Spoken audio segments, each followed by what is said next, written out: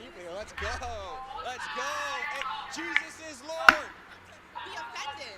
Yeah. Because how can you as a man who came into Lady, if you're just gonna yell at me, I'm gonna ignore you. Okay, If you wanna go back and forth. I'll keep it simple. If you want to say, as a man who's never been raped, a man who was maybe not gone. How do you know I haven't been raped though? Well, that's a fallacy. You've never been raped to the point you had a baby inside of you and you had to remember that every single day. And I can tell you that because men cannot carry children. Oh, a lot of people disagree with you in 2024. Okay, well, How do you even know I don't have a uterus? How do you know I'm even a man? Now you're saying it's 2024, you're using these rules, but then you're also using the self-control from the Bible. Is it 2024 evidence or is it the Bible evidence? Your guys' evidence is women can be men. I think one person here said, she was like, how do you even know I'm a woman? So this is your guys' liberal logic, first and foremost. I'm biblical, so yes, there are two genders. Yes, I was just playing with you. But based on your guys' logic, if you're not a Christian, you have no moral ground to stand on. You can't tell me I'm a woman. You can't tell me I'm a man. You know you have a uterus. You see how flawed your guys' logic is with liberalism? You have nothing. And if you let me answer. When you have no evidence, what is the definition of flawed? Flawed is a loophole in an argument. You have no evidence to support your argument. So if you have flawed the line, I have time. You've just been yelling. And you haven't gave me any evidence. Because you've been, lady, oh man, you've been yelling the whole time. And first and foremost, because it's like you don't hear when people don't talk. This is the logic they have, right? They're not even let you answer because they're subconsciously, You just, everyone needs to hear, project your voice. You're talking very silently. They can't hear you. Because you're talking over me all the time. Okay, so talk. So let's go one question at a time. Go for it. One question. Give me the edition of the Bible, the year, who wrote it, and where there can be evidence to support it. For what, that abortion's murder? Yeah, it's an abortion murder. All right, well, first off, you can use any translation you want. NIV. I don't want any. Give me a specific. I read New King James. King James is good. Okay. NIV's fine though. You're gonna let me speak for about 30 seconds, okay? Or I'm just gonna ignore you, okay? If you search up right now the codexes, we have 4 uncial codexes: Sinaiticus, Vaticanus, Alexandrus, and Ecclesia. Those line up with what we have today. New King James, NIV, ESV. Are there some corrupt versions that man have created with their own hands? Absolutely. But those were not considered biblical. No one would go buy that or use that, or no scholar would acknowledge that as a credible source. You see, so when I give the answer, then I get, it's in Exodus. Yeah, thou shalt murder, Jeremiah 1:5. I knew you while I formed you in the womb. Evidence to how the bird, because it's not supposed to be scientific, or we're not supposed to be able to physically see it. Sure, so we can do scientific. To show that women are physically suffering from abortion, but you have no stats to say. Who says who, lady? You weren't listening. I gave tons of stats. Your stats were on. I heard your stats. They were 0.001 bullshit, and I just don't agree with it at all. So just because you don't agree doesn't mean it's not true. I agree. You have the right. You have the right to be ignorant, and I respect your right. But I think when you come onto campus with this bullshit and this fake up of assumptions and these fake accurate things that you have not shown, I think it's just offensive because it's like you sat out here with the microphone because you clearly wanted a response. So I'm glad that you got one. If you want stats, I feel better at night. And I God forbid that it's your mother, your sister, your girlfriend, or anyone that you love who's been raped or hurt. If you ever have one anyway. Zero arguments made, guys. That's liberalism for you right there. So you said that miscarriages weren't murder, but according to Planned Parenthood Bạn ơi, and her smart choice, it says miscarriage Để is nó when quên you nó use a chảy pregnancy hết to cả avoid đá. tôi đang để cho nó chảy ra đấy bạn ơi. Thì mình hút cái phần Thôi, trên lại phải cái phần trên nó nhạt lắm. Tôi thua luôn. Em nói đúng mà, có gì đâu mà thua. Không, tôi chả buồn nói nữa. Tại đúng quá còn gì. Không, nó chả đúng nhưng mà tôi chả buồn nói nữa, mệt rồi. Quá mệt. Ngon thế nhở. Hơi chảy tí từ từ, anh lau cái ly. Không à. Cái muối không. Gớp. Dơ. Ê, đừng. Chồng tôi bởi thế sao cái bàn phím nó gít. Gít à. Cái tưởng gít. Đau anh. Bác, giỡn ông ơi. Cắn con ra hoài à. Hành hạ con ta không à. Bạo hành vô thấy.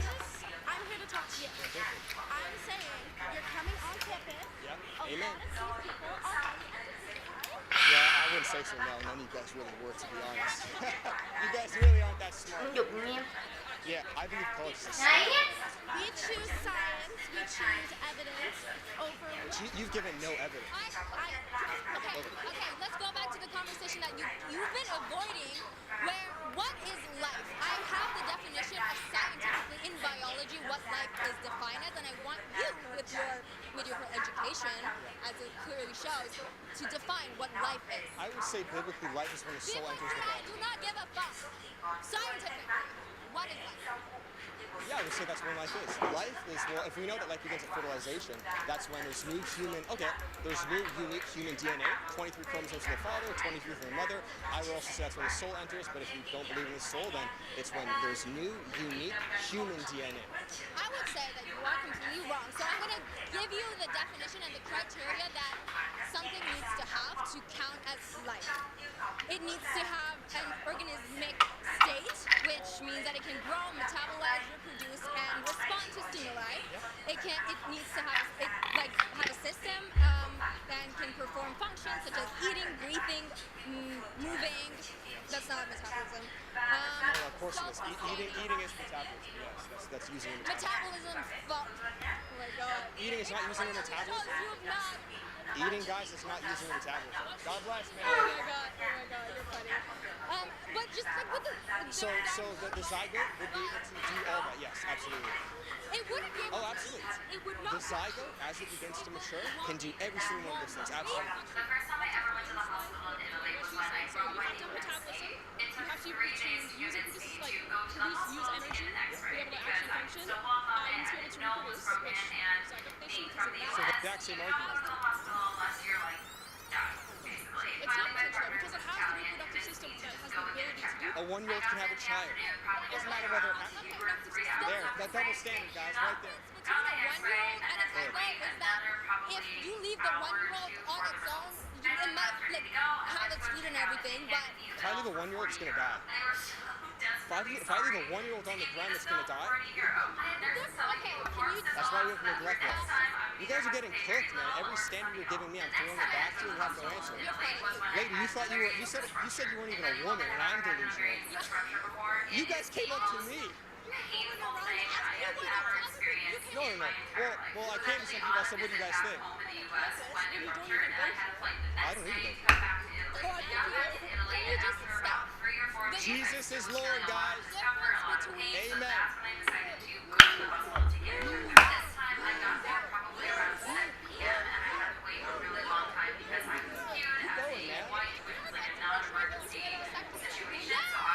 A vasectomy.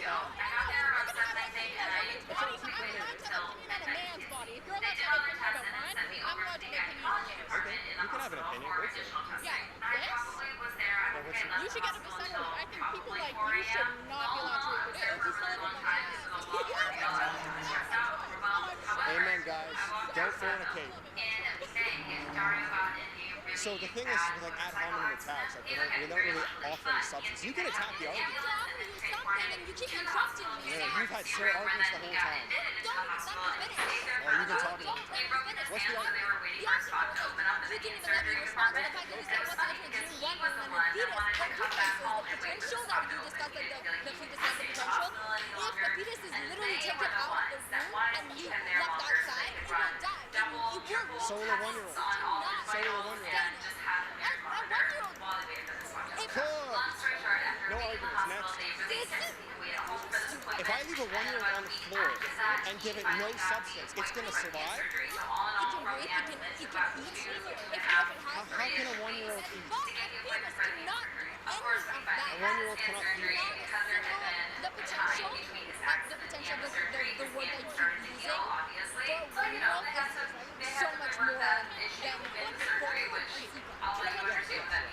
Can a fetus that is born in the first trimester breathe by itself? Oh, if you didn't mean, well, it would die. Okay, so maybe that Is the argument then like if someone can breathe or not? That's if we know that they have No, life. if they're able to survive out of utero, which does include breathing, there are more things that encompass that. If something cannot survive out of utero and also does not have a conscious, which doesn't develop into the second trimester, by the way, and in Canada, abortions are only typically I done. think we're up until up 9 months. Or 9 months. No, they're not. Unless it's an emergency. If it's an abortion at 9 months, I'm sorry to break it to you, that's called a C-section. I agree. Yes, you get a C-section. No, but not everyone.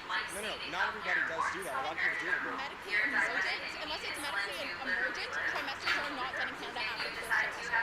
And a baby does not develop consciousness until the second trimester. Do you know what week it develops a consciousness? In the second trimester. Do you know about which week? Do you understand how trimester? Yeah, yes, trimesters have many weeks, yes. So use your logic. So what week, I'm asking you, out of that second trimester, which week would it be? 16. So it's about 20 weeks. So you're freaking out even more. So that's But I don't believe consciousness, like whether someone's conscious or not, doesn't dictate whether they're human. Like there are people who are in a coma, and let me answer. There are people, right, if consciousness is your argument, what about all the people in comas who currently do not have a conscience? They're unconscious. Do we just kill them too? Wow! You guys hear that? That's ridiculous. Guys, everyone, no. I'm not gonna keep. If I'm clinically brain dead, I do not want to be kept. Well, that's different. That's different though. I'm not talking about brain dead. Someone just currently is unconscious. Like let's say I get knocked out, right? I'm still there, and I will have the potential to absolutely get back up. I should be dead. If you're gonna come alive, sure. If your brain is dead, if you have the inability to think, period, again, just like your brain doesn't have the ability to connect. No. I'm saying brain dead. You are clinically dead, yes, because then if you're off the ventilator, your body will decompose. I'm talking. I said. So like a fetus. I personally wouldn't. No. Isn't able to. Vâng, tôi cũng cứ tưởng là lát nữa con sẽ được đặt giải. Seeing as the scientific approach doesn't seem to be working for you, I'd like to. I've actually answered every single question here. You guys have flip-flopped every single time. You cooked. You guys just I'll answer calmly. You just said everyone's unconscious killing. I'm not taking your words. You may have answered them, but then after they make their piece, you say that they have zero argument. Anyways, that's not. They haven't given an argument. Or I've debunked it. Every single one. Okay. What I'm here to say to you is, imagine you have a daughter, and she's raped, Yeah, it's horrible. It's absolutely horrible. I don't like and she gets pregnant. Yeah. You expect her to keep that? We're not going to be here long, man.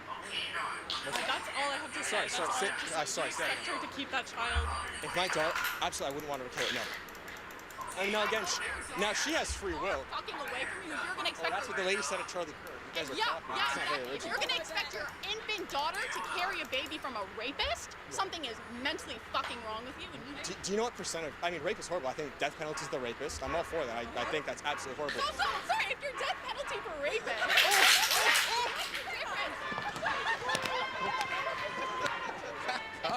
Look at the fruits, you guys, man. That's ridiculous. We're not going to be here long.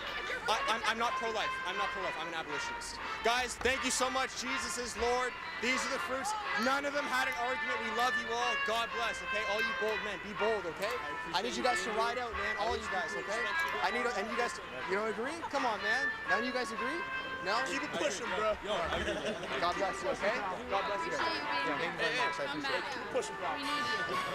Yeah, thank you so much. God bless, okay? You guys be bold, man. Pro-life or what? So we're considered abolitionists, which is not pro-life. Pro-life would be like, because we believe if someone has raped someone, you can back that up biblically with a death penalty.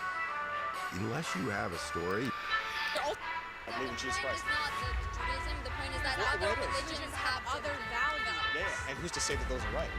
No one's right. No one's saying that. You're saying that yours is right. And we're saying. So prove me wrong then. Prove that Islam's correct. No. The burden of proof is on you because you are claiming I have that the. yours is Go for it. I do apologetics. What question? You want to talk about Islam? Do which one? Let's go. It isn't about. They bring up things, and then when I fire it back.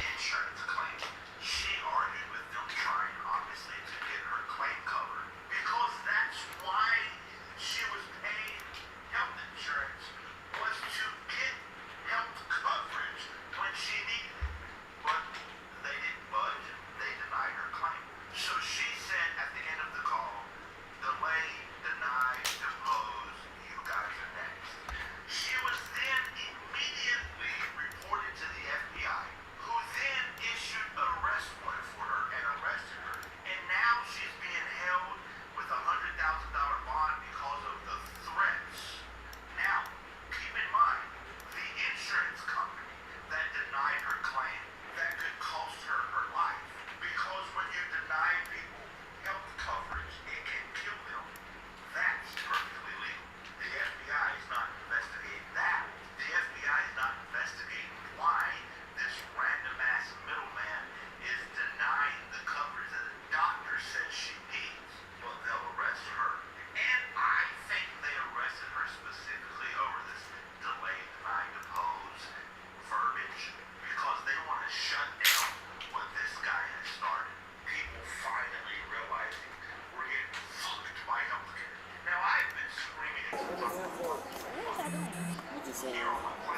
but they don't saw y'all breaking stuff.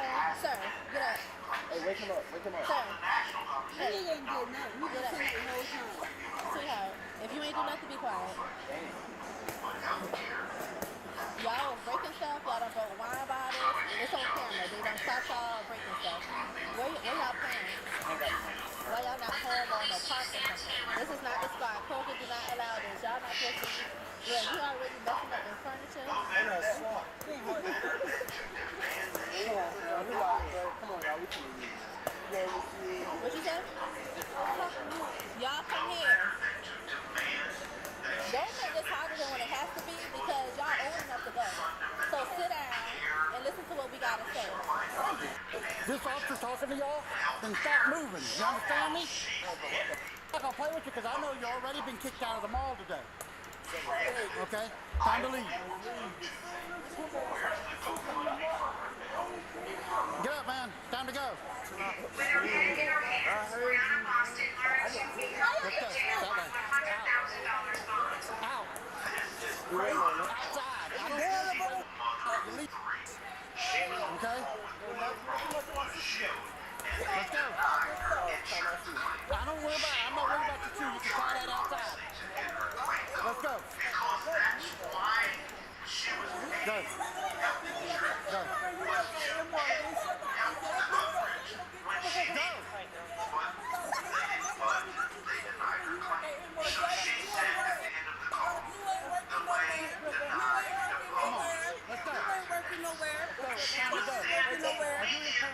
I'm not his dad. I'm gonna put your handcuffs in a minute. You understand that? With a $100,000 bond because of the threat.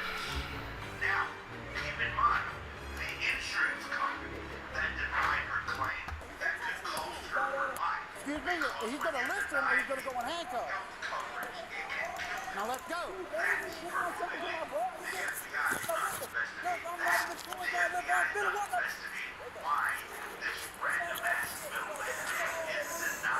Hold up, come here.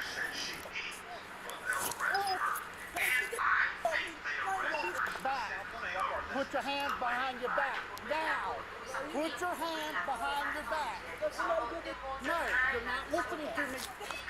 What's wrong with you? I gave you order. What's wrong with you?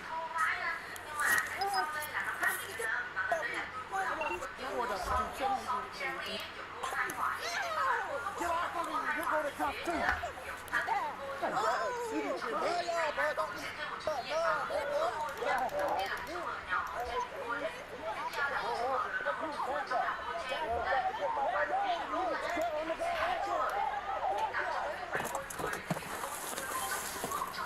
Okay, look at here.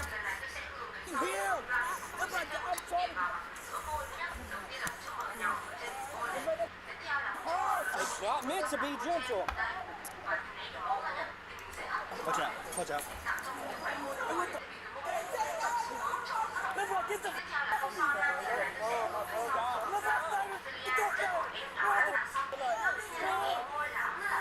Stand up.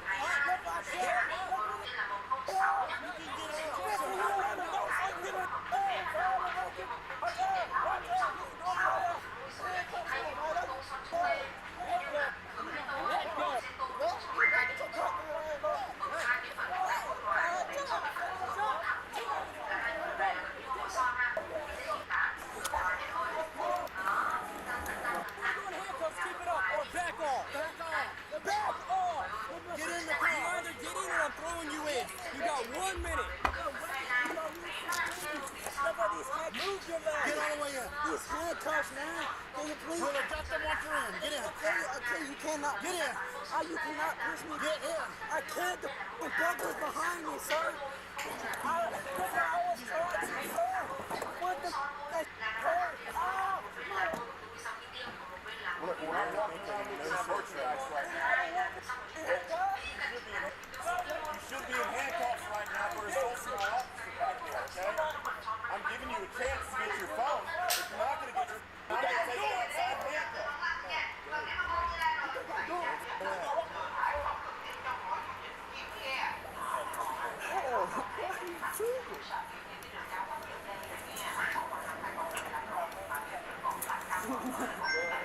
Alright. Now let's get out. Come on. You don't need to fix it. They'll fix it. I don't respect. I don't mess with it. Let's just go. Go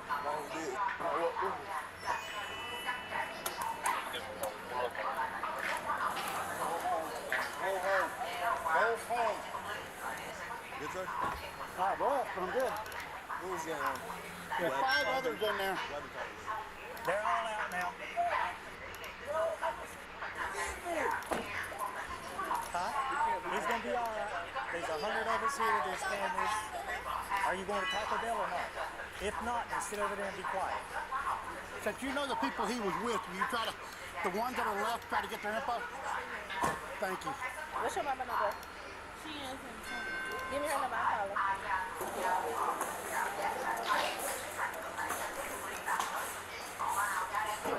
Ma'am, you have an ID on you? Hey, listen. If you don't tell us, he's got to go to the jail. That's how that works.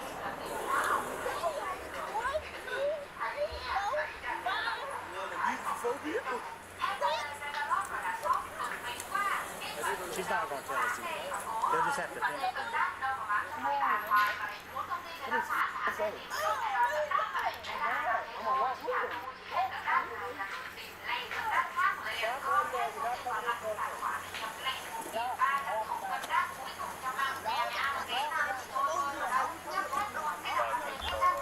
You can sit right there. Walk that way. No, you're not. Walk that way. Off your gun. Walk that way. You can come over here. 4386. Walk. You got pepper spray out there. You just stand there. Walk that way. What the f*** is y'all Walk that way. 1, 2.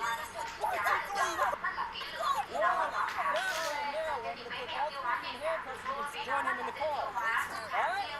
All right? Put on the position back. No, put on the position back.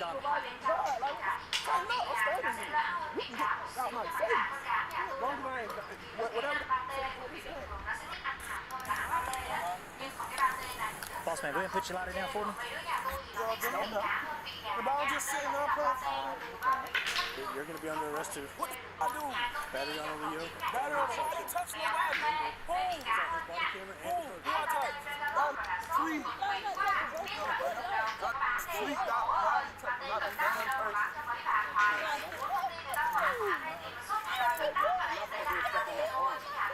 Let him handcuff you. Don't do this. Now what the you mean I didn't touch you? Hit nobody. I ain't touch nobody. Off me! No, quit! Stop resisting. Stop resisting. Move your legs. Move your legs. Your legs. Man, you just scratched the f*** out my face. Man, let me no. Man, get these motherfuckers off me, man. Man, no. Let me go.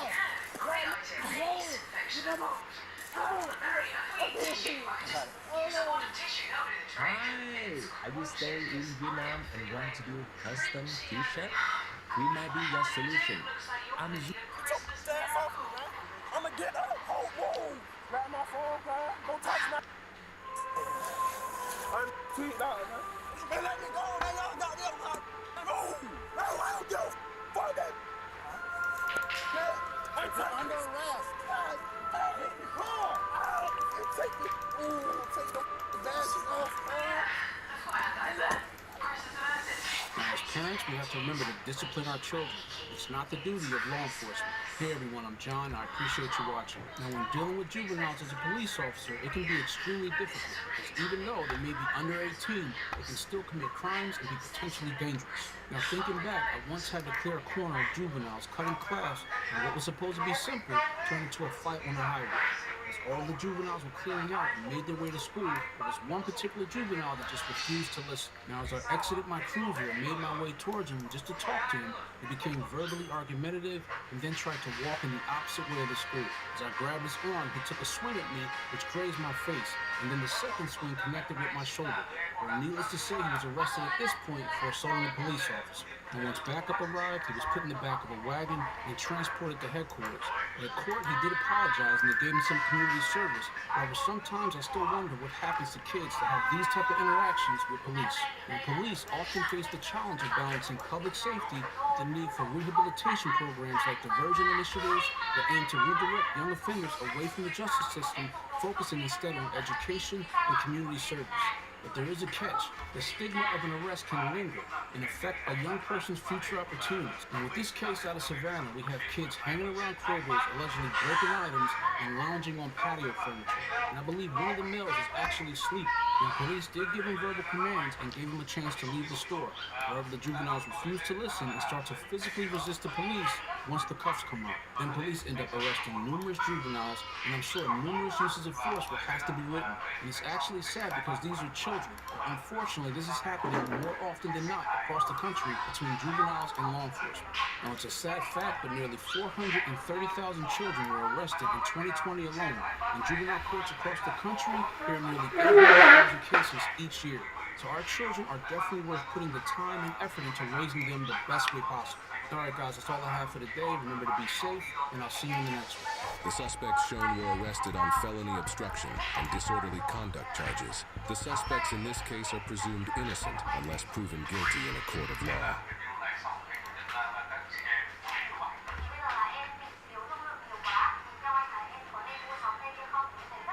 Where do you live at? Where do you live? What building? No. What building do you live in? Officers respond to a call of a fight between about 20 teens. Some of these teens are known to have an extensive criminal history. So I'm gonna tell you. This ain't I'm gonna tell you.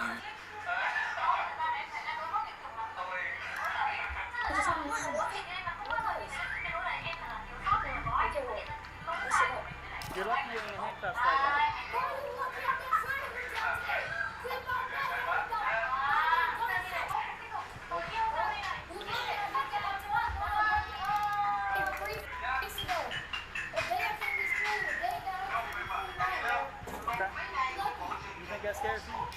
Okay, can I see your backpack? Did you empty your pockets out for me? No one's accused you of anything. You know what?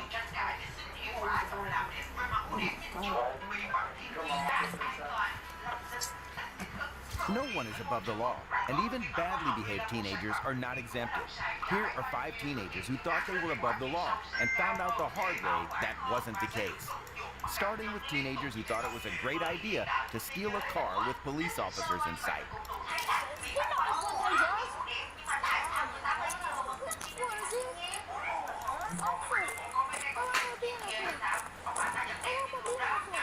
While investigating an entirely different incident, Cleveland police officers received and responded to a call about a car being stolen nearby. The officer went after them immediately, and when the chase was on, the officer witnessed the strangest thing ever. So what is ClickUp? ClickUp is an all-in-one productivity software where you can manage everything and anything related to your work.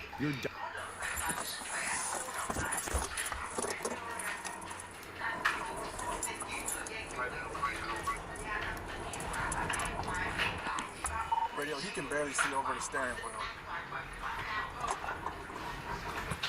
He was shocked to see the driver was a kid who was barely able to see the road he was driving on.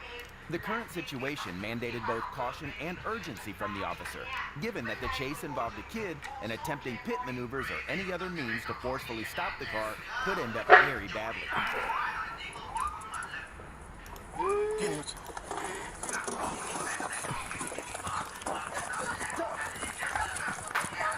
Check the right one, got a male running. Northbound Stevenson. Light skin, gray jogging pants.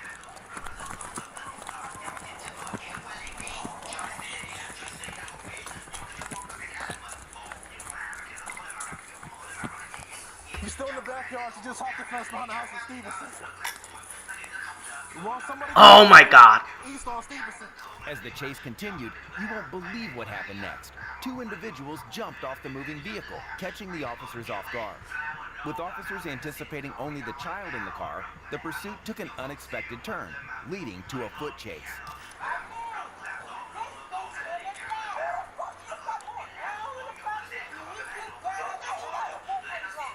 here now. Come here. Come here now.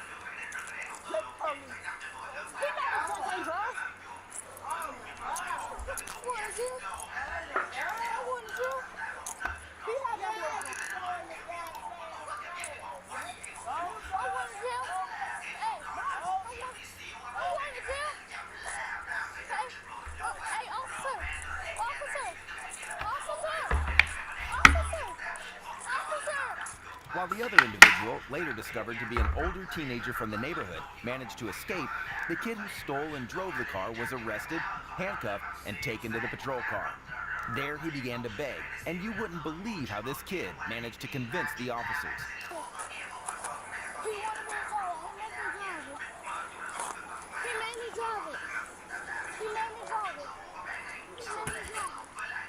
Time to do a back fence.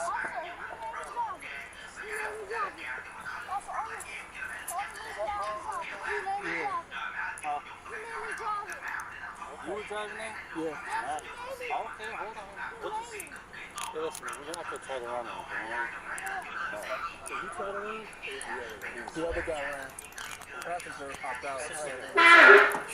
You're fine. Okay? The officers believed him and he was let go, but the individual who fled wasn't as lucky. He was later caught and charged with felony car theft, evading arrest, and resisting arrest without violence. This kid got off easy and only received a slap on the wrist. However, the teenager in the next case had it worse and was facing potential jail time. Where did you get the gun? On March 10, 2023, a teacher at Vero Beach High School in Florida received a hand note from one of the students, reporting a female student bragging about possessing a firearm and threatening other students. The teacher promptly informed the school security, who immediately contacted the police, leading to a very tense encounter. Where's the backpack supposedly? In here? 17. The officer, along with the school security, came up with a plan to safely remove the reported student from the classroom, considering the possibility that she might be armed and surrounded by other students, and any unnecessary use of force could lead to a terrible outcome. Well, we're closer to admin than we are anyone else.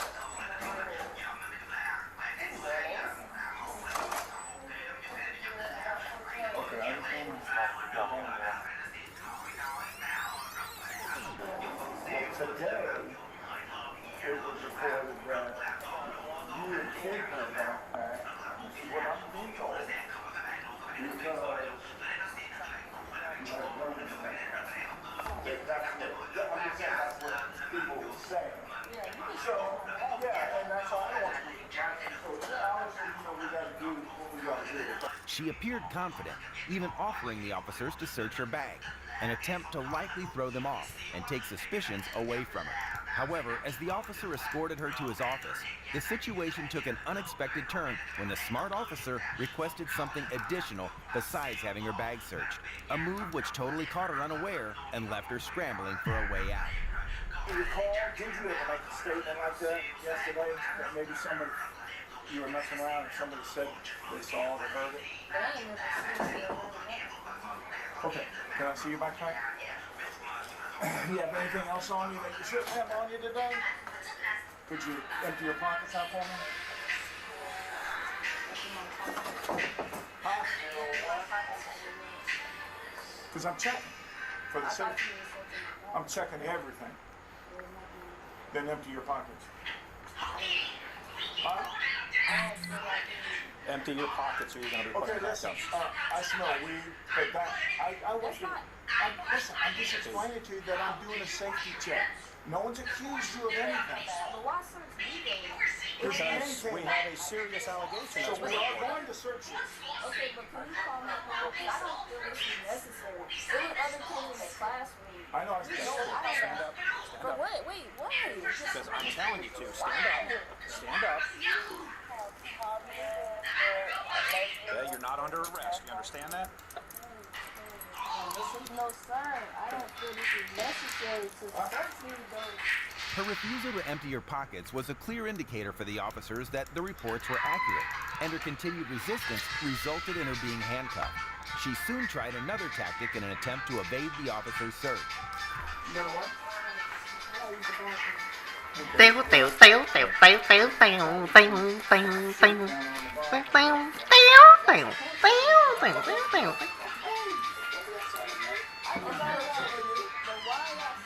Giỏi. The officers were not fooled by her tricks, and she was only delaying the inevitable. The officer went ahead to search her, and what they found did not come as a surprise. Vâng. Okay. Đi tập biết cờ vua. Có cờ rút tới. What? Có cờ rút đi ra tập biết cờ vua. Ôi trời ơi là còn tay make up mình. What the fuck? Ê, em không hiểu nổi. Xin lỗi chứ tôi mà Just go ahead, tell them signal 0. Why Yankee? hoặc là ngay cả khi đi làm hàng ngày thôi không nổi rồi. That was the search. Bà lý động được. Yes, ma'am. Yes. Trời ơi. Just cooperate. Bro, I am cooperating, but oh my god, bro, is you serious? Sit down. The reported firearm was discovered in her pockets, indicating that she had lied to the officers. Her situation was already as bad as it were. A possession of a firearm on school premises is a very big charge. Now coupled with resisting and obstruction makes her situation even worse. The truth has been revealed, and her only way out is attempting to talk her way out of it. But given her previous unsuccessful attempts to convince the police, it would be dumb to bet on her success. I didn't harm nobody. You're in possession of a firearm on I school grounds. understand that, but no And one a was tip was harmed. received. It doesn't matter if anybody's harmed. You're not allowed to possess a firearm, let alone on school grounds. Her excuse of not having hurt anyone, combined with the claim that she brought the gun to school for self-protection from bullies, were laughable, as the reports claimed she had bragged about the gun and even acted aggressively, threatening other students with it.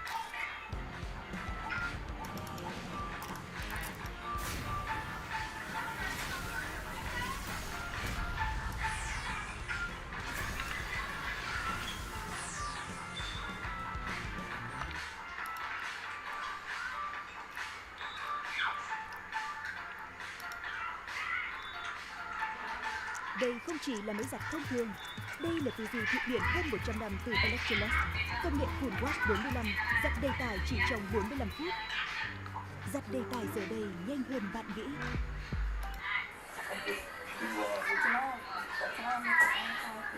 That's it.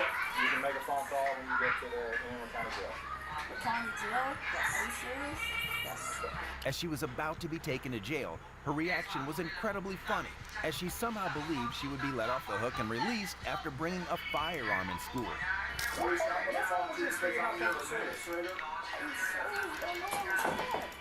You're walking around in school with a gun, you don't test. But no one was harmed, so I gotta kick that. It is a felony to have a weapon on school grounds. Plus, you were a juvenile, or did you turn 18? I'm 18. 18 now? Okay, so you're going to the county jail. Okay. Serious? Yes. I can't even call. Can you call my mom for me? We will call her. Well, you could call her from the jail. She was taken to the county jail and charged with possession of a weapon on school grounds. During the trial, her mother argued otherwise, claiming her daughter's innocence and alleged the police did not do their job correctly. If you're enjoying this video so far, please don't forget to like and subscribe. Soon experienced her aggressiveness firsthand. Forget to like and subscribe. While some students show up to school with firearms, some turn up heavily intoxicated with bottles in hand, as was the case with the teenager in the next incident.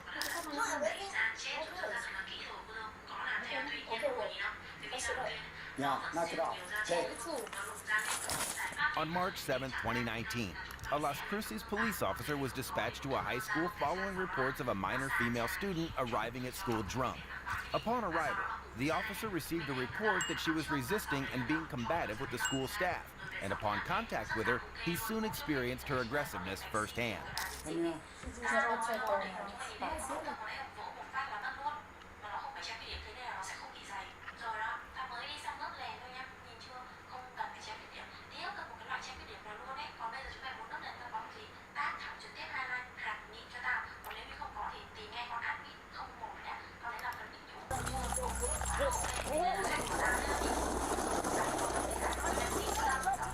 This is the moment a kid stealing candy decided to pull out a rifle on an officer. But this is just the first of 6 cases where kids pulled guns on cops. Like the moment a 16-year-old opened fire on a crowded beach during spring break.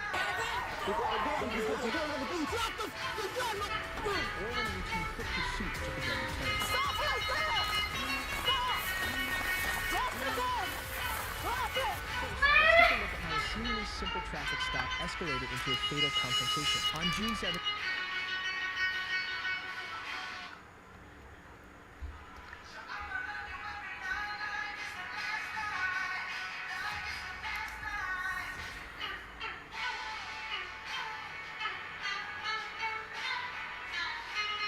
Đố anh đàn gì?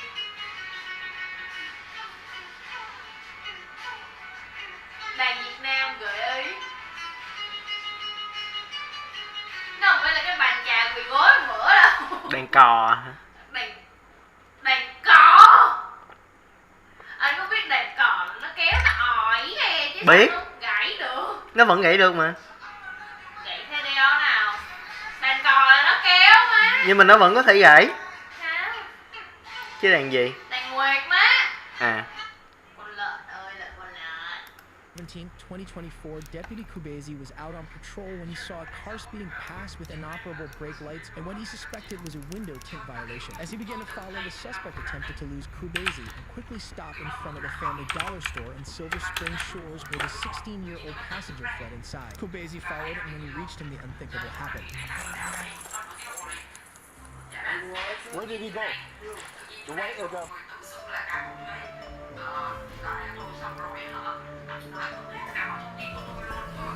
That guy in the lane.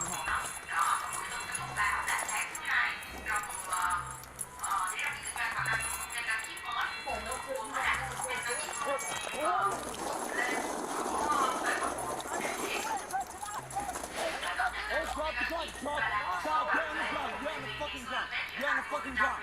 Get on the ground. Get on the ground. Get on the ground. I will fuck. Get on the fucking ground.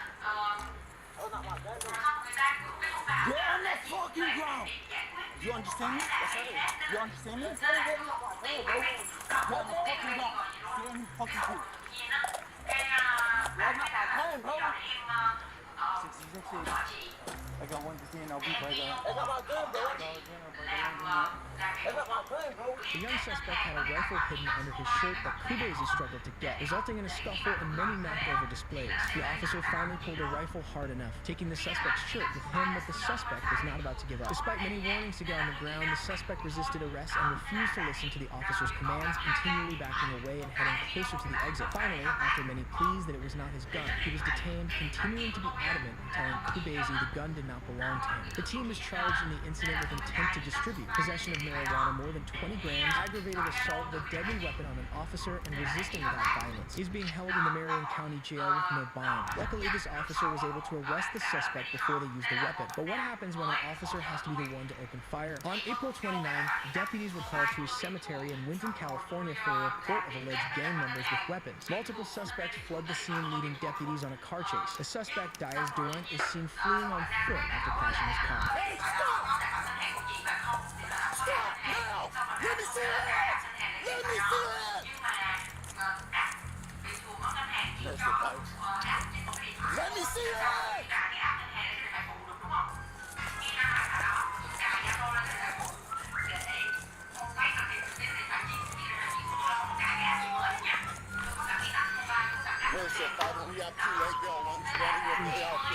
The first deputy tries to keep up, but ultimately ends up losing the suspect during the chase. A second deputy was called in for backup, and upon spotting the suspect, immediately began to chase him down.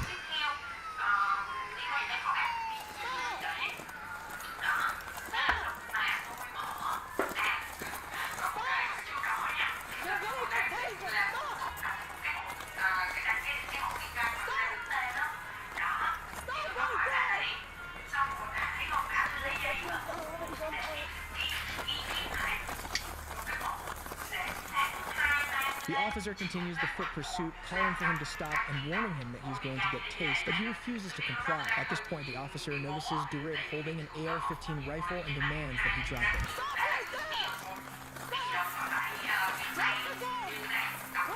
Instead of dropping the gun, Durrett opens fire, shooting the officer in the ear, to which she responds by shooting him 3 times. Diaz Durrett was later pronounced dead, but Deputy Lopez is expected to make a full recovery. Unfortunately, this police officer was forced to fire back. But what happens when an officer tries everything they can to keep the situation calm? Don't make this worse.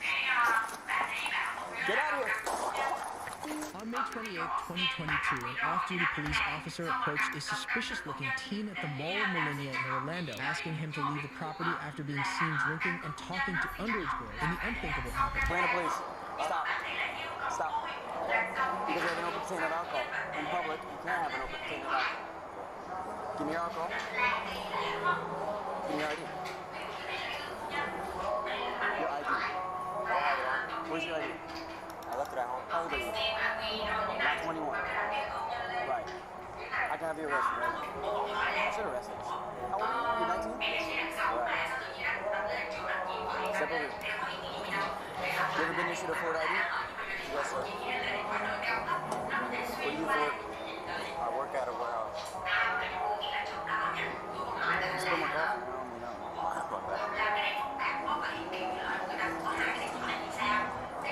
You're not free to leave, okay? I'm not under arrest. No, you're being detained. Does that mean cuffs? No, what are you doing at the mall? I'm just walking around trying to shop. I have a good time on the weekend. You're not trying to pick up anybody? No, sir. Okay. I mean, yeah. You think it's appropriate to walk up to a group of young girls and ask their ages right away? I was just trying to verify their age before I looked at them. I think they were definitely minors. I didn't intend to. Right. You don't look like a minor. You got a sleeve of tattoos. That tells me you're at least above 18. It's my mistake. I was trying to verify. You don't think that's kind of weird? Yeah, I understand. I was just trying to verify their age before I approached them. That's how you approach women nowadays? You just go up to them and ask them how old they are? Straight up? Yeah, so I have to, I don't want to be wrong. An officer stops 19-year-old Sebastian Roman in the mall for having an open container of alcohol on his person. He demands an identification, but Roman insists he doesn't have one. The officer pulls Roman aside, who admits he is 19, and detains him when he gathers further information. Chiêu mới tụi nó đang lừa đó. Nó hướng dẫn em vô trong một cái app hoặc là một cái trang web mà nó giống y chang trang web của chính phủ luôn. Khi mà em vào em nhập thông tin này kia vào, nó giống như là tem view vậy đó. Nó sẽ đọc được điện thoại của em, tin nhắn gửi tới này kia. Và sau khi em điền tài khoản ngân hàng, nó chiếm dụng được tài khoản ngân hàng của em rồi, nó chuyển hết tiền vào tài khoản của nó. Đó là thủ đoạn mới.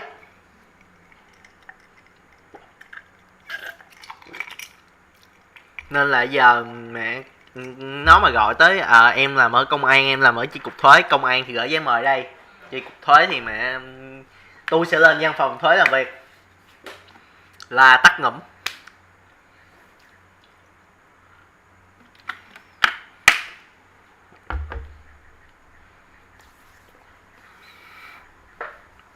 Nó sẽ đánh lừa vào cái điểm gì? Cái điểm là một, em không chuẩn bị tinh thần và em đang trong cuộc họp, em đang bận, em đang gấp gáp hoặc là em hoảng sợ, thì nó sẽ lợi dụng cái tình huống đó để mà lôi em vào những cái gọi là sự kiện mà nó nghĩ là sẽ nghiêm trọng.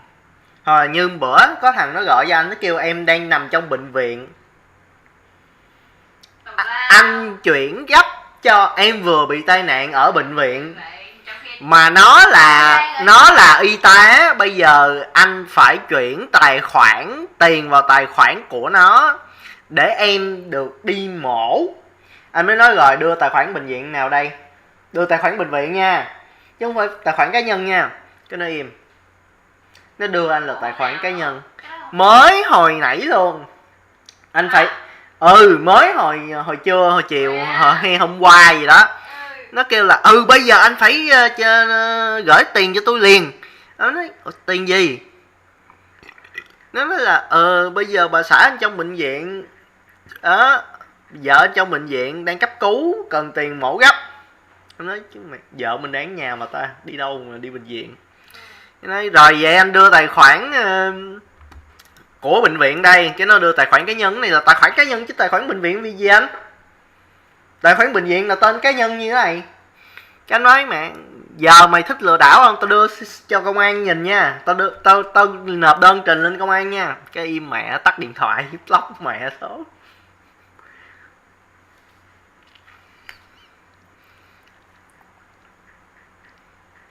Nói chung là mấy thằng này nó công an bắt hoài mà bắt mấy này không hết. Thấy mẹ kiếm tiền ngon ăn quá. Nói thẳng ra là vậy. Thấy kiếm tiền kiểu lừa người này người kia ngon ăn quá nên suốt ngày chơi trò.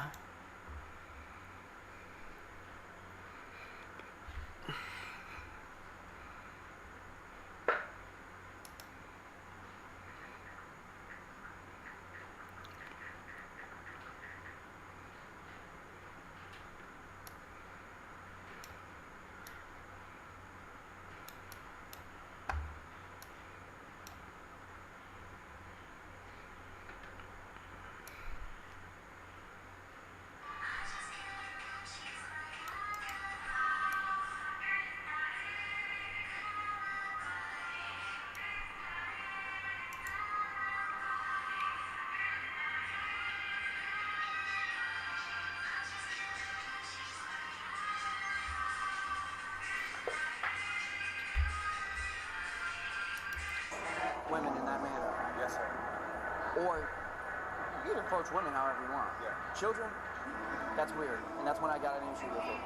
You understand that? Those were children. I'm also giving you a warning for your possession of alcohol being under 21. Bạn muốn đi đến bất cứ nơi đâu, có một cuộc sống tự do tự tại, có nguồn tài chính tốt để chăm sóc cho bản thân. The officer once again brings up that Romer is approaching underage girls and how drinking under the age of 21 is illegal. He seems to have a decent understanding of it, but the suspect is hiding a sinister secret from the officer. I'm gonna suggest you leave them all, okay? Yeah, that way we don't get any more issues about you, you don't get into any trouble, you're already intoxicated, you're out here, you're doing dumb things, approaching young women, okay? Or young girls. That's the exit, right? There's an exit over there, there's an exit over here. So you choose. Yep. Roman willingly leaves the mall upon being asked, but this is where things are about to take a turn for the worst. All right, I'll be on my way now. Hey, Sebastian, before you go, you're free to leave and everything. You have anything on you that would, drugs, guns, bombs, anything like that? No, sir. Okay. I smoked earlier, though. So you have some weed on you? No, not anymore. Okay. Do you mind if I conduct a search of your person real quick? I don't think you can. I'm asking. No. What do you have inside your bag? Just some stuff that I need to get home. Okay. Do you mind showing me? No, I don't have to. Okay.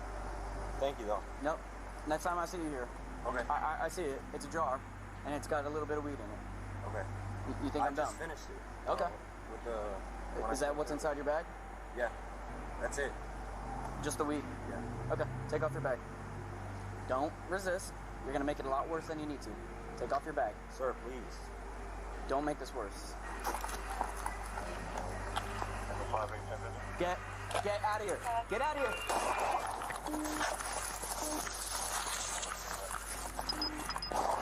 Signal 43.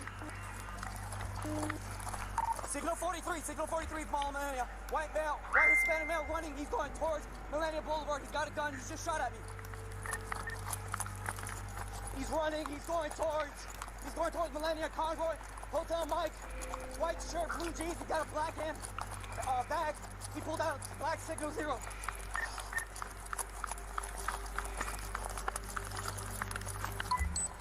In the Bay parking lot.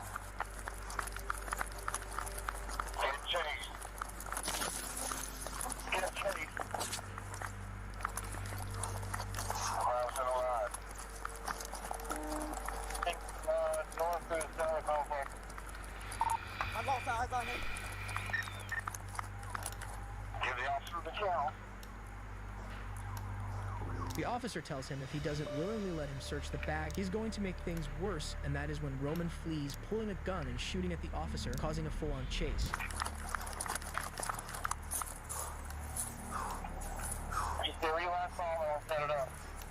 Stop, go!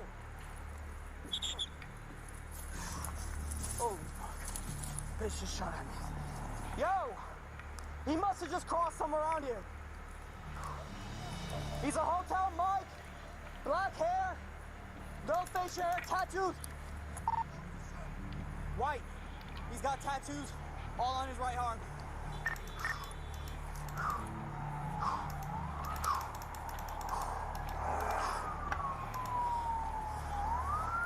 Where are you? I'm at Conroy and Water Garden. Hey, he's shooting at us right now! He's at the Olive Garden!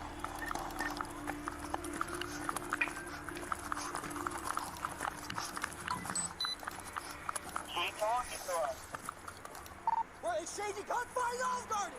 Continuing the foot pursuit, the officer calls for backup, but at this point, the suspect is outside of an Olive Garden and opens fire, continuing to shoot at police. The result was Roman's death, but it is still unknown exactly how he died, or if he was killed by an officer or himself. This suspect had the chance to walk away, but instead decided to pull out a gun. But what happens when a suspect chooses violence from the start? On March 14, 2024, sheriff's deputies were patrolling a beach in Volusia County, Florida, when they heard a crowd begin to shout, "He has a gun." Deputies ran towards the scene to see the suspect, 16-year-old Felixander Solis Guzman, wielding a gun through a crowd of people. He's got a gun on the beach. Oh, motherfucker! Drop the fucking gun! Hey! Drop the fucking gun! Drop the fucking gun, motherfucker! Drop the fucking gun, motherfucker! Hả? 4 giờ? Anh tưởng 6 giờ.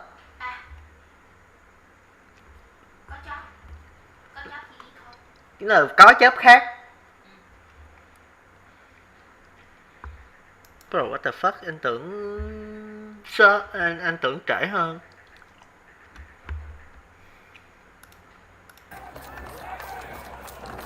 Thôi vậy ngủ đi. Ngủ liền á. Liền ngay luôn và lập tức. Lẹ đi rồi còn đi ngủ chứ không thôi không kịp. Mai mệt á. Tôi nói thiệt, vợ tôi quá lì. Chồng, có chồng sướng quá. Chồng nhắc ăn nhắc ngủ.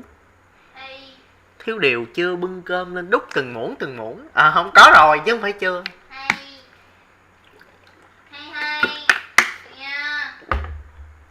Nên là đi xếp cái cốp lẹ xong rồi đi ngủ liền. Chứ hồi sáng dậy không nổi đâu đó. Anh nói trước.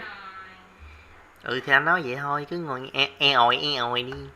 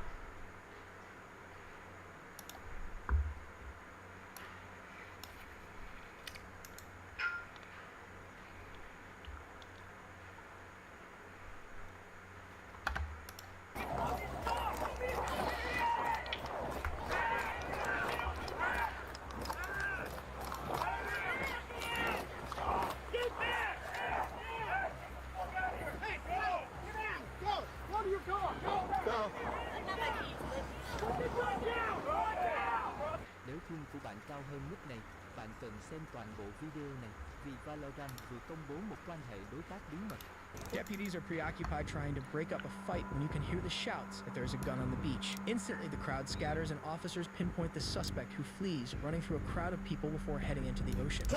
John, watch your cover.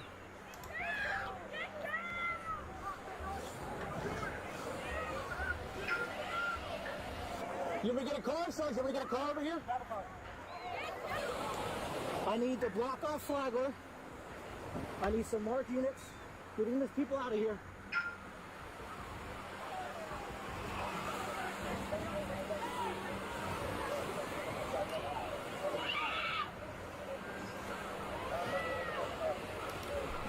Hey, wait! He may have another gun. Do not advance. Do not advance. 1 out of 10 Central. Air 1, I need a K9. I need units to clear the beach. He threw one gun in the water. I don't know if he has another one. Once in the ocean, Solis Guzman is surrounded by officers and only has the option of deep waves or gunfire. Officers scramble to move the crowd away and stop the hysteria, while also not wanting to advance as they don't know how many weapons he is holding. Solis Guzman throws the gun in the water along with the bag he is carrying, but they are still unaware about a second gun. I need a third car to come up to New Smyrna officers so they have cover. Hey, go down there for cover. Hey, Stan, go over there. I got AR. He's walking towards us with his hands up. Jenkins, give commands. PA? Oh, do you want me to switch to the left? What? You want me to switch to less lethal? Yes, I need one. Keep your hand! Show me your hands! Walk towards me! Walk towards me! Deputies request a third unit to help cover. Once backup arrives, the suspect begins walking towards officers with his hands held up in surrender. Hey! Hey! Stop! Turn around! Stop where you are. Turn around. Put your hands in the air. Put your hands in the air. Walk back towards me slowly. We have compliance. He's taking verbal command. Stand by. Keep walking. Stop right there. Stop. Keep your hands in the air. Drop your phone. Drop your phone. Turn around. Face away. Keep your hands up.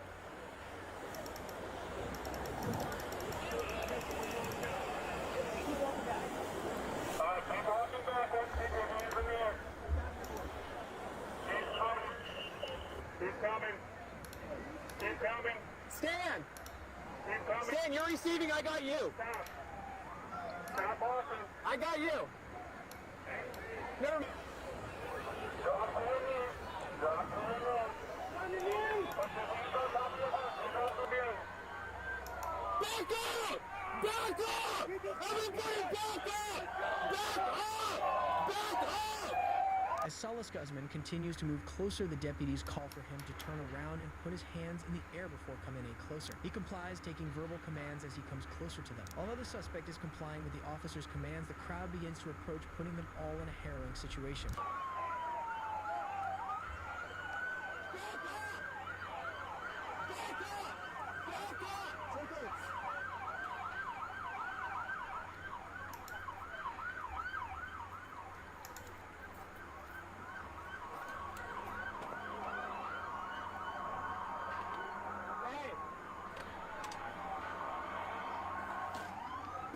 Hey, watch that black bag that he's dropping there.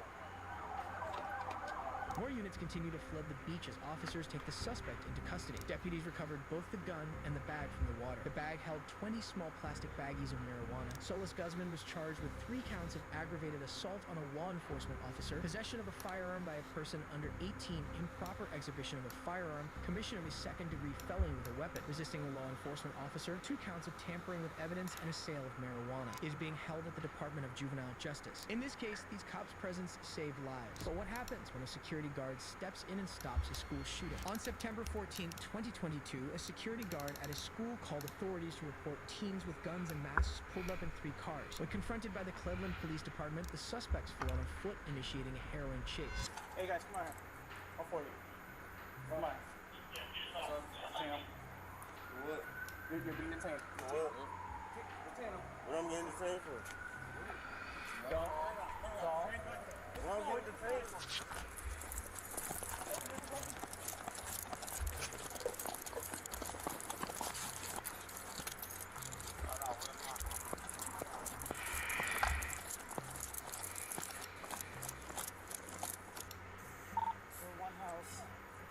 Did they all come in different cars? Did they all come in different cars? Yes, these ones that been, they were. Wanna go look back there? I got them right here. Firearms, but there are still 3 suspects who are not accounted for. Why are you running? You're trying to find you. Awesome. Here. Show you that show it. 14 minutes. So one house. East of 47 Joy Clinton. To the time of the back. There's nothing to run for. Why are you running? Right? What are you doing?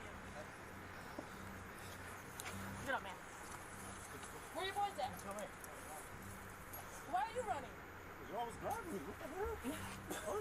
You ran before we got to you, man. No matter what is y'all driving me for? You're not on you? Okay, y'all let me go. I ain't do shit. No. What I do? Calm down. You just ran. You just saying for what? You came up to me for no reason first. Well, we would have told you We that. would have just told you. Why was y'all driving me then? Huh? It's too hot out anyways. I got a goddamn window back there. You got him? Wanna go look back there? I got them right here. I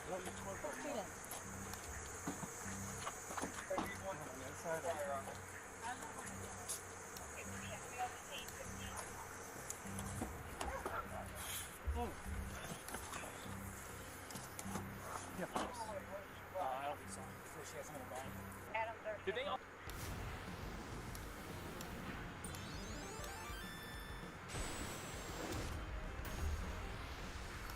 All come in different cars. Did they all come in different cars? Yes, these ones that been, they were driving all crazy records on Detroit the last couple of days since last week. Almost hitting people and just driving through with this one.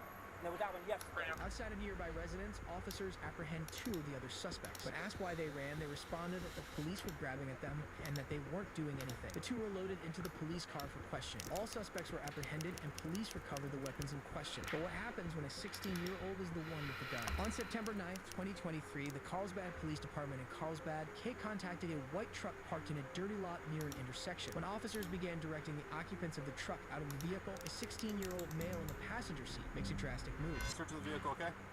So I'm gonna have you step out first.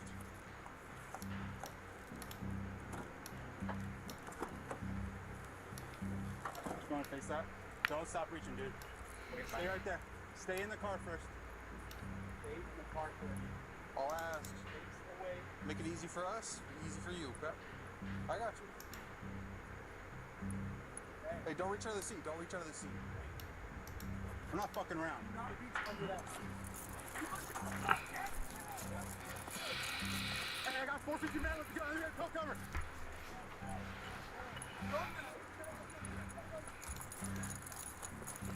Hey, chop hard, chop hard.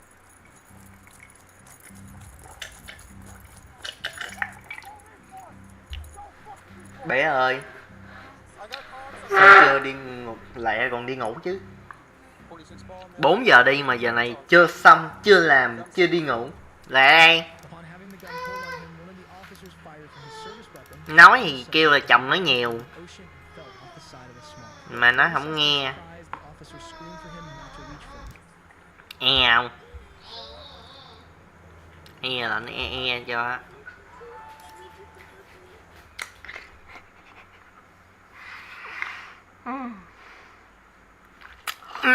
Nhột. Miếng nữa đi. Nhột. Ủa hết, để nhột rồi kìa, để cho làm thêm bên kia chứ đều. Lẹ đi.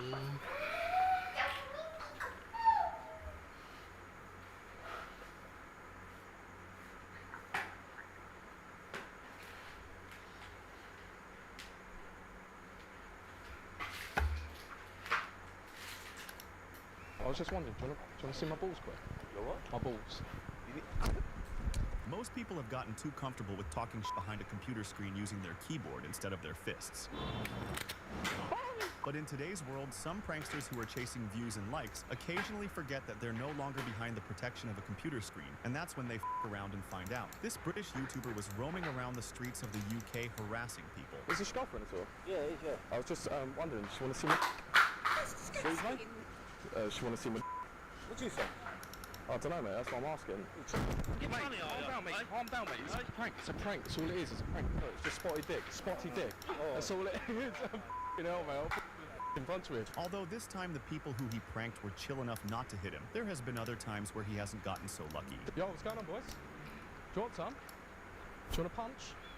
Mate, you're looking at me, what? Mate, come! After that, the video abruptly ends, so I think we all can guess what went down. For most pranksters, this would have been enough to call it quits and leave people alone. However, this guy just doesn't seem to know when to stop. I just wanted to ask you, do you want some... What do you mean I want some? You're like the kind of girl that eats... What do you mean I want some? Do you want some... Mate, what are you doing? It's a prank. Is this your girlfriend? Yeah, what? Does she want to see my nuts? What? What do you mean? Does she want to see my nuts? Sir? What? What the fuck is that? What? You saying? What nuts? You gonna punch me? I will. What? What, you taking the top off? Why are you taking the top off for? What do you mean you want to see her nuts? Does she want to see my nuts? What do you mean? My nuts? What do you mean this fucking prick? Before we get to the next clip, I hate to be like one of those YouTubers who asks you to like and subscribe, but this is my very first video, and it would be much appreciated. Okay, so I'm just going around showing people pictures of my... What? And I was just wondering if you're interested at all. Picture of your what? My... What do you mean, you... My... You're not right in the f***ing head, mate. I'm not right in the head for, bro. Why do you want to show people you... I don't know, it's just something I like doing. I always take pictures of my and all, you know, I always show people. There is something seriously wrong with you in the head. What, don't you like that at all? No. Come on, man, take 2 seconds. Don't touch me, man. Hey, what are you doing? Get me, mate, get off me. Why you grab me by the throat? What the fuck do you want? Why you grab me by the throat for? Why do you want to show me your... Well, it's what I do, mate. It was just a prank. Look, it's just a cockerel. Prank, mate. That's... You're not right in the head. That dude was certainly right to tell him that he's not all right in the head, because what this prankster does next is ridiculous. You? Remember me from last weekend? We spent a hotel together. No, I don't recognise you. You put strawberries on my... No. We did. We had champagne and everything. You must be in dreamland. Why are you being so horrible for? Because I don't know no for. It's also in tens of thousands walk away pretty scot-free with a viral... My name's Tanisha. We spent... I haven't before. seem to walk away. Although most of the time these Why? Although most of the time these pranksters seem to walk away pretty scot-free with a viral video, which will make them tens of thousands of dollars, there are a few times where pranks go severely wrong. In this clip, the prankster who is posing as a robber approaches his friend who is also in on the prank. Get your money! After struggling on the floor for a bit, a bunch of people rushed to the scene to assist what they thought was the victim. It's a prank! It's a prank! It's a prank! Oh! But this time, unluckily for the prankster, shouting, it's a prank, didn't do too much to defuse the situation because the damage to his face had already been done. Now, I'm sure a lot of you have seen this viral clip before, however, there is a lot of missing context which will surprise you. But for those who haven't seen it before, this live streamer went to this gym which is owned by this man. At first they were getting along, but then this happened. Multiple times. Damn, actually? Oh, I didn't know that was bad. My bad, bro. Like, actually. No, actually. Put the camera down. Some say that this was the most satisfying slap of all time, with the even funnier part being the streamer's friend just watching this all go down. After this, they left the gym, and only once when he was in the safety of his car did he start talking and even go as far as saying that he might sue. Bro, he's 6'2", 260 pounds. I'm 5'7", like 140. What the do y'all expect me to do? Fight back? I didn't expect it. It caught me off guard. You can see I didn't even move when he hit me, so it's not like he like knocked me out. You can say whatever y'all want. I don't know anything about Brad. All I knew is that he's a gym person and he goes to the gym and he's very popular, and I thought he was a cool dude, and bro, I didn't know taking off his hat would fucking do that. But fortunately, after this all went down, the big dude invited the streamer onto the podcast and they talked it out. I got the whole, like, I got everyone being like, yeah, good, you show you teach him a lesson, but then I got a bunch of kids who were like, f*** you Oh yeah, I got a lot of that. I'm sure. It just even now, like you're not at all seem disrespectful. You don't seem like that annoying streamer kid to me at all. And now, a few months after the whole incident went down, it's safe to say they are friends now, as seen in this clip when the kid was riding on the back of a motorcycle and his hat fell off. Look at him. Oh, he's at... No, he lost his hat. But luckily, the big dude was there to save his hat. But he was just right here. He got the hat. He got your hat, Rod. Oh my God, it's a full circle moment. It's a full circle moment. Wow. Now, although most people can agree that endings like that are much better since the young prankster learns an important life lesson, it is undeniable that pranks that end like this are more satisfying. Hey, excuse me, boss. I have a quick question. You want some beef or what? Stop playing with me. Stop playing with me. So, my boy, I'm looking for A Street, bro. You know where it's at? Okay, hey, I like that jacket, my boy.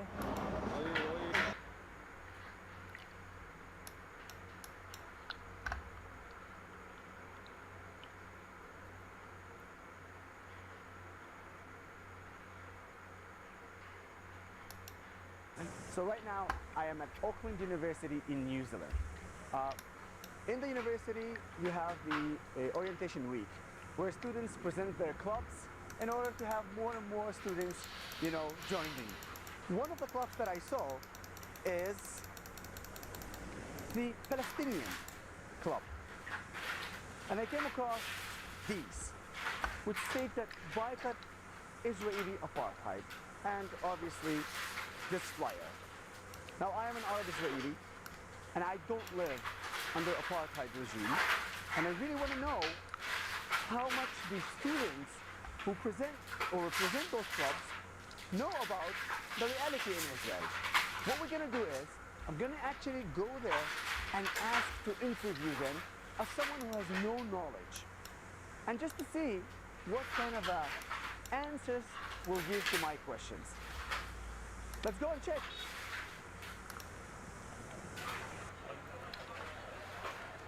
So can I like get a little bit knowledge about it? Can I like get a bit more things about it? I'm not the best to ask because I'm not super knowledgeable. Yeah. What kind of country? Sorry, I'm really confused because this is really important, right?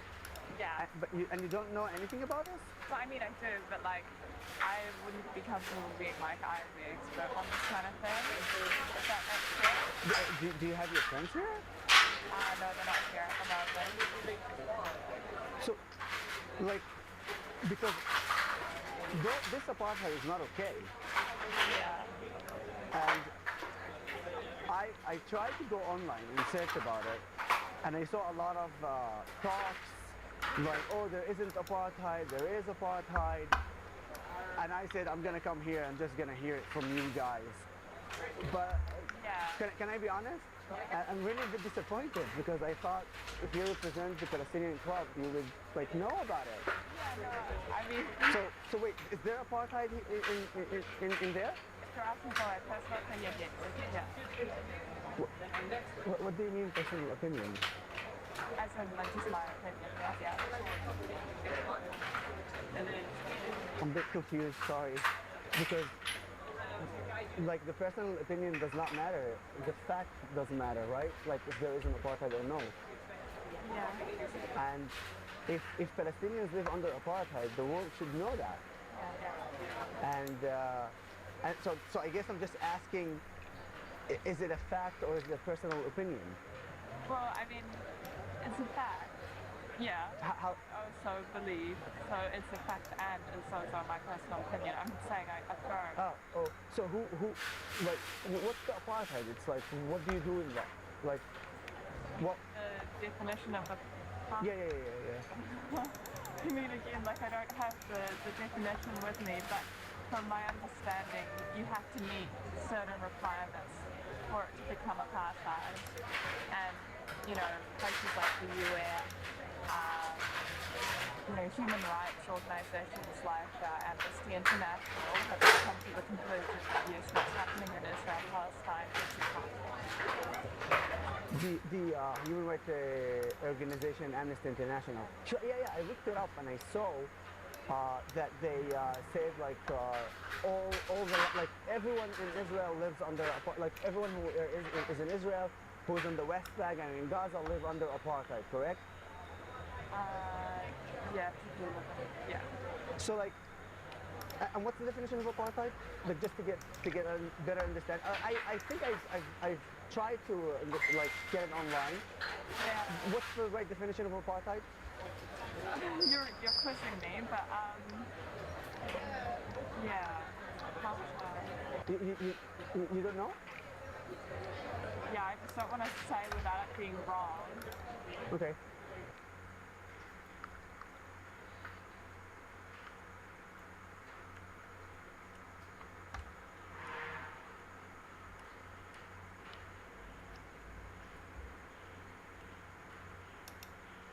No, there's a Bible study Wednesday. You want to come? Oh, wow, we really need to work on your dirty talk. Thanks, but I don't need to watch you sell tires to a bunch of private thinkers. It's actually kind of working. What are you talking about? We're making more money than you want to have dates in. That's everything I've ever prayed for. I'm just saying, a lot of what they preach makes sense. You're starting to sound like your mom. The heck's that supposed to mean? When it comes to the church, she's a little bit of a... A little bit of a what? Hang on, I'm trying to think of a word that isn't nut job. If I was you, I wouldn't start comparing them all. What's that mean? Hang on, I'm trying to think of a word that didn't bitch. Oh. I thought we were going to fool around. Pray for it. See what happens. I do hope he isn't turning into his mother. That is a terrible thing to say. At some point, we all turn into our parents. Yeah, well, I'm turning into Dad. Too late, Blondie. If your father was doing something that made me uncomfortable, I would make sure he knew that. He's turning into you. No, it's not a good thing. Where are you going? Tell my husband I love and support him no matter what he chooses to do. I think that's a mistake. Yeah, that's why I'm doing it. No, there's a Bible study Wednesday. Where do you think this is going? To be honest, I was hoping at least second base. You're so funny. You're like a stand-up comedian. Actually, Never mind. We do. Sex. You're kidding. But I need to know whether you're looking for a relationship or a one-night stand. Okay, just to be clear, there's only one correct answer, right? It's not like chicken or fish on an airplane. Maybe you need to think about it a little. You know, it's not unheard of for a one-night stand to turn into a relationship. Call me when you figure it out. 3 dates in sex? Who knew? Where do you think this is going? You're very fine with murder when it's in prison. Wait, you mean the death penalty for murderers? Yes. Oh, okay. Yeah, the death penalty is not murder, it's killing, two different things. That's literally the straw hair argument. Well, no, I mean, we have two different words. So, for example, self-defense is killing, murder is the taking of a defenseless, innocent life. Yeah, those are two different things. Okay, great. So, killing is different than murder. But do you actually think that someone who's on death row for raping and murdering an entire family is the moral equivalent of a baby that is in the womb? Are we supposed to stoop or be better than that? Well, no, You literally the whole we're supposed to argument is that administrate... we literally are supposed to be better. No. And you're telling me that it's okay because you're stooping to his level. Well, hold on. No, one is administering justice. It's administering justice. The baby in the womb... Is it? Most of the time they're mentally ill. 90% of the time, these people don't know what they're doing. They're in shit situations that cause them You're very fine with murder when it's in prison. Wait, you mean the death penalty for murderers? Yes. Oh, okay. Yeah, the death penalty is not murder, it's killing, two different things. That's literally the straw hair argument. Well, no, I mean... Well, I told her, I said, look, I'm going to have to call the law on you if you don't leave. And she said, look, I'm going to stab myself. And when they get here, I'm going to tell them you did it. You're going to go to prison. You're going to lose every sponsor you had. The UFC's going to cut you. I'm going to take everything from you. She said, I will take everything from you. She said, you go ahead and call the law. Call them, because I'm going to stab myself. So I'm sitting here. I can't call the law. I don't know what to do at this point. And then she starts speaking in tongues. And I said, in the name of Jesus Christ, I command any evil to leave. And at that moment, I felt the Holy Spirit. I had the full authority of Jesus Christ because I spoke the name of Jesus.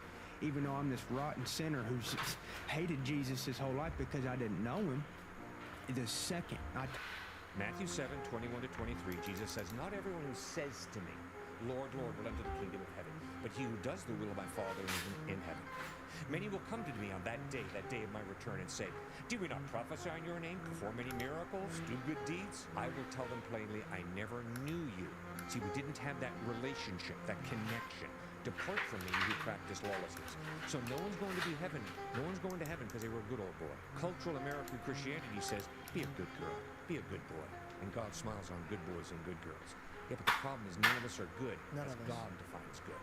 That's why we all need Christ. Matthew 7, 21 to 23, Jesus. How many unarmed black people, on average, are killed by police a year? Well, I'd have to look at that statistic. Guess. Probably over 50%. It's 15 people a year. 15. And that's not my number, that's the Washington Post that came up with it and did a national crime survey, and they even were generous, and they said unarmed, meaning you had a weapon nearby or you had a knife that you dropped. So you're talking about police brutality for an incident that happens 15 times a year in a country of 350 million people. How many unarmed black people on it? Georgie, you've been awful quiet. Anything you'd like to say before we wrap it up? Để coi. Mẹ đúng kiểu kinh khủng luôn. Nguyên một lũ ngu Black Lives Matter đứng dưới đường ray của subway tàu điện ngầm á, biểu tình để mà phản đối gì đấy, và nói chung là biểu tình là Black Lives Matter, và nó đứng nó block cái khu vực đường ray không cho xe lửa tới. What the fuck. May cho nó tàu đấy không phải là tàu tốc hành, không phải là tàu siêu tốc, mà là đường ray cũ, đường ray xe lửa cũ. Nó mà tàu tốc hành thì tương ra tương, chao ra chao. Tôi nhìn xem đúng như kinh khủng lắm.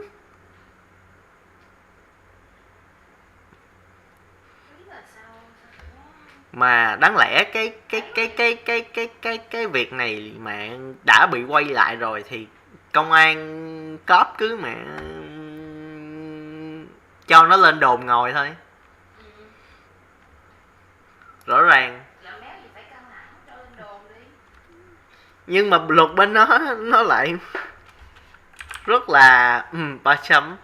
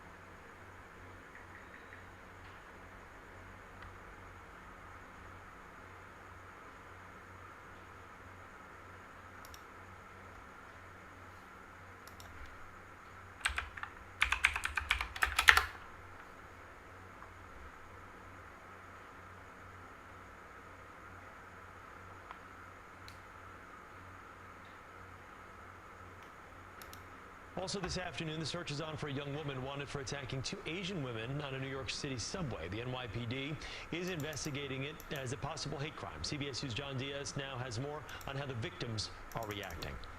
What started off as pointing and laughing quickly turned into something more violent. And now these 2 victims are hoping that their attacker is caught quickly. My glasses got broken. My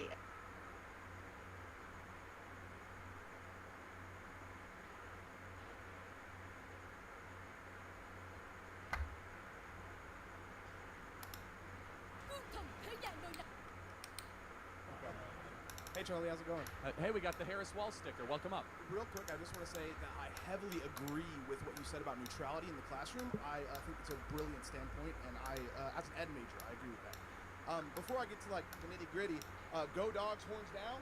Anybody? Yeah? We can agree. We should just stop. We agreed way too much. You're creeping me out, man. My bad. So I'm going to talk about some gun control stuff. Do you mind if I give you some statistics first? All right, awesome. So in the United Kingdom, there was the Dunblane Massacre in March 13, 1996. It was a school shooting. 17 people were killed, 15 were injured. Following that massacre, it is probably the biggest massacre in UK history, involving schools specifically. There was a ban on all handguns. Since then, there's been no school shootings in the UK, and it averages 28 firearm homicides a year. In the United States, there are 39,707 gun deaths in 2019 alone. The average of one gun-related death every 11 minutes. In 2023, there were 346 school shooting incidents in the U.S. So far, there have been 385 mass shootings in 2024, and a mass shooting is defined as an incident in which 4 or more people are injured or killed. Why are you pro-Second Amendment, and can you give me your stance on that? Great, so I just want to make sure I can know where you're coming from. Do you believe owning a firearm is a right or a privilege? I believe it's a privilege. I'm going to go with that. Okay, so then you do not believe in the Second Amendment as it is written? No, I believe it needs to be amended. I believe in a ban for guns. Okay, so that's where we disagree, and that's okay. We have clarity but not agreement. I believe that the right to protect yourself and your family against a tyrannical government or a home invader is an inalienable right that must be protected and that no one can take it away. Now, and that's okay, we have clarity on that. Now, let's go through why I believe that and some clarifying statistics. Everything you said is true, but one part of it is misleading. Is that, yes, there are about 30,000 gun deaths a year, or death by firearm, but 2/3 of them are death by suicide. Yes. Right? So it's a little misleading to say 30,000 or even every 11 minutes. And so there's some people that say, well, it's easier to commit suicide if you have a gun in the house. You and I would both agree, though, that if someone is committing suicide with a firearm, there's other underlying issues. The firearm is secondary. Okay, so that's a reason. Thank you for agreeing with that. Okay. So therefore, that gives you about 10,000 gun deaths a year. The vast majority of those are gang-related in about 10 cities across the country. Not excusing it, but there's other underlying factors associated with it. Now, let's get into what our position is, those of us that believe in the Second Amendment. We fully acknowledge that when you have liberty, that you're going to have sometimes undesirable outcomes. For example, there are 50,000 people a year that die in auto fatalities, and it's tragic. However, no reasonable person would come up to the mic and say, let's ban driving. True. The one thing I disagree with, though, is that the primary intention of a firearm is to kill something. Well, not necessarily. That's interesting. The primary intention of a firearm is actually to protect what you love. The primary intention... I disagree with that, but... That's okay. So let's actually... The firearm is a technology or a tool that is actually intention neutral. Right? So a firearm could be used for sharpshooting, or it could be used for a massacre. No different than a kitchen knife can be used for cook a beautiful meal, or to, murder somebody. So it's a piece of technology, albeit it makes killing easier, but it in itself is not inherently what you might think it is. Now let me just finish the point though, is that we as enthusiasts for the Second Amendment acknowledge that in a free society, people are going to do bad things and dumb things, but there is a price to liberty. And this is a mature viewpoint that we lost during COVID. During COVID, as a country, we said, we don't want liberty, we want safety, and everybody stay at home 15 days to slow the spread. And how many of you guys wanted the lockdowns to end after like 2 weeks, right? And so what we get at, though, with firearms is that we acknowledge that there will be unnecessary deaths.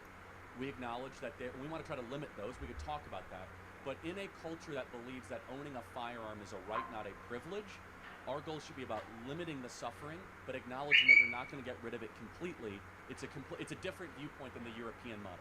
Final point I'll say is, why do you think we believe it's a right?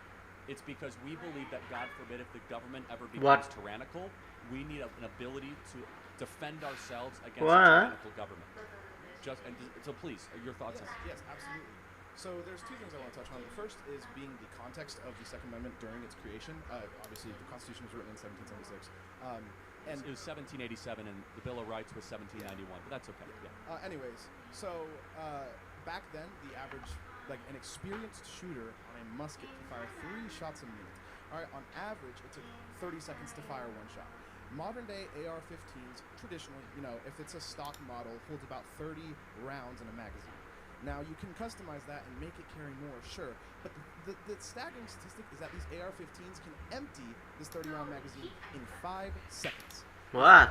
That's totally correct. The question is, what was the founder's What happened? intent when they put the Second Amendment? For example, to play out, and I'm not trying to pick on you, but for example, Kịp the giờ. founders only want or thought that okay, must get Second Amendment. Did they Kịp để only làm không?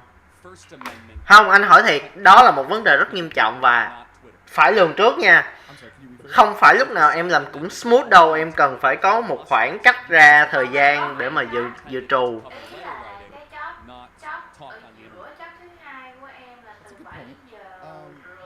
Bây giờ 4 giờ rồi sao nữa nè. You have a First Amendment right whether you're speaking freely on a message board or if you're just talking like the founding fathers. You have a Second Amendment right whether it's a musket or whether it's an AR-15, because the principle and the truth that undergirds it, that you in a second, is transcendent above the technology. So I'm going to use your logic a little bit. When the Constitution was written, slaves existed in the United States, and that was amended and added to the Constitution when we freed the slaves. Same with women, we gave them the right to vote. So I don't understand why. Tại vì nếu em nhắm em làm không kịp thì ngay từ bây giờ em phải hủy. Em nhắm em làm được, em sẽ chỉ là đi hơi cong đít hơn bình thường thôi. Cái kia mình chiêu mình ấy được, còn kia xong là mình chạy ra mình tạt ngang mình nói vừa đi vừa ăn á. Hiểu không? Em xếp rồi. Ý là cái lịch nhưng mà tại sao đôn giờ lên mà lại thông báo vào giây phút chót?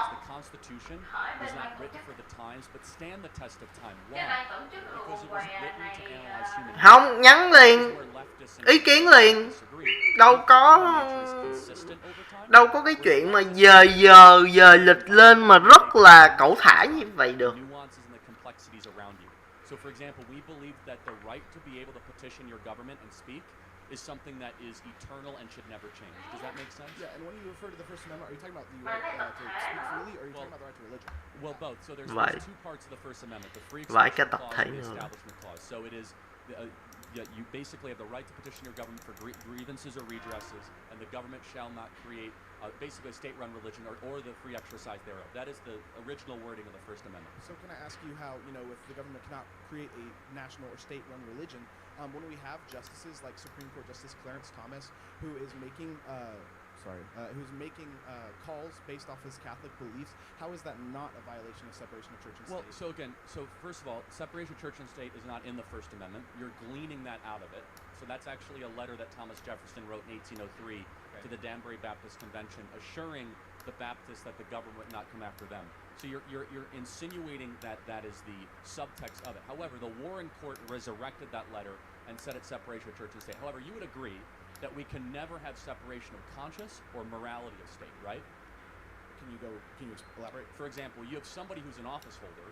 The values that undergird them are going to be reflected in their decisions, of course. Yeah, so that's what's happening with Clarence Thomas. Yes. No different than Joe Biden's Catholic values are what's representing his open border policies. Yes, and speaking on, the overturn of Roe v. Wade, when Clarence Thomas did, he wrote in favor to overturn that. Sure, you can use that argument there. But when it comes to him calling for the court to, reevaluate same-sex marriage and things like that, contraception rights, can you tell me what kind of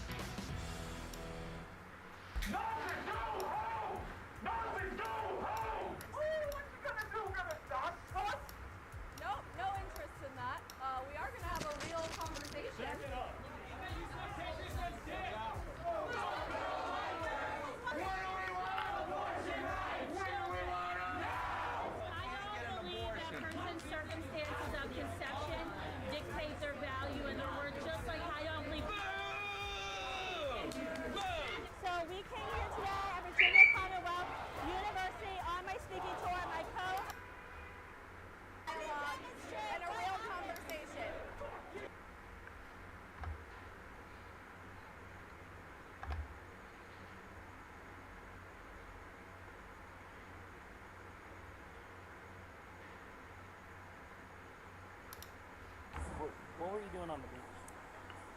Like, prior to coming here? Prior to coming here. This is really highly offensive to me. I got you.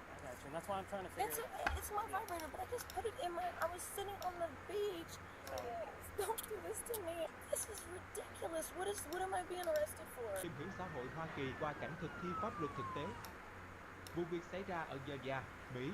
Bãi biển đảo Tybee gần Savannah khi đến mùa cao điểm thường thu hút nhiều người đến đây cùng gia đình nghỉ dưỡng.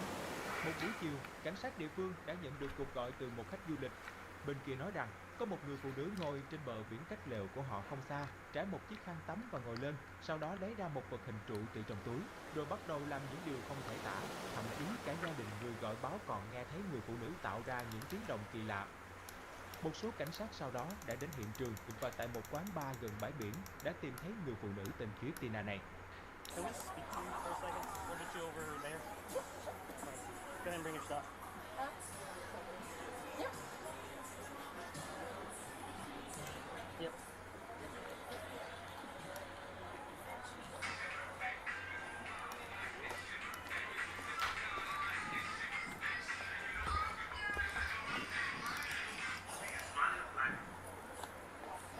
What's your name, ma'am? Chris? Chris? You got your ID on you? Yeah, can I ask what the problem is? Alright, so someone called us, yeah. Multiple calls about you. About something pertaining on the beach. Yes. Were you doing something you weren't supposed to be doing? Viên cảnh sát không vòng vo mà trực tiếp hỏi Christina liệu cô có làm điều gì đó không nên làm trên bãi biển hay không. Trên thực tế, dưới sự bảo vệ của tu chính án thứ 5 của hiến pháp Hoa Kỳ, công dân có quyền không cần phải chứng minh bản thân mình có tội. Về mặt pháp lý, Christina có thể từ chối trả lời và trách nhiệm chứng minh cô có tội là của cảnh sát.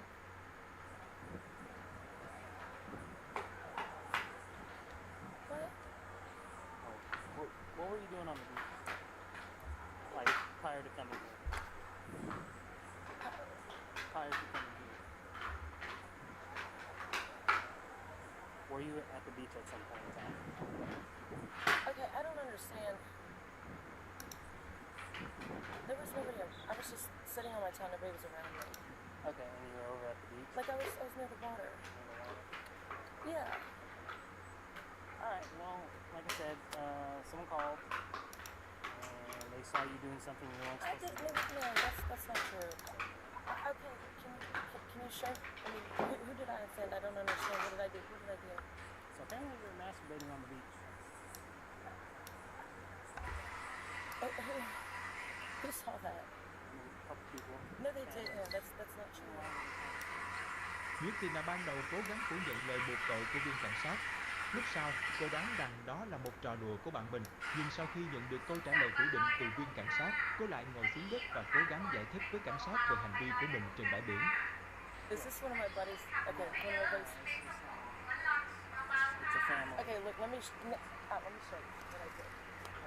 Okay. Is there anything in the bag? No. Is that if I look through it? I mean, if you can open it, can I see the contents inside the bag? Yes. I don't really understand what y'all. We're just here. So, is that it? Okay, just hang tight for me. I'm sorry. I was in the water. Điều mà cảnh sát không ngờ tới là Christina đã rất thành thật chứng minh những việc mình đã làm. Bởi vì các cảnh sát đều mang theo bodycam nên họ không còn cách nào khác là bắt giữ cô.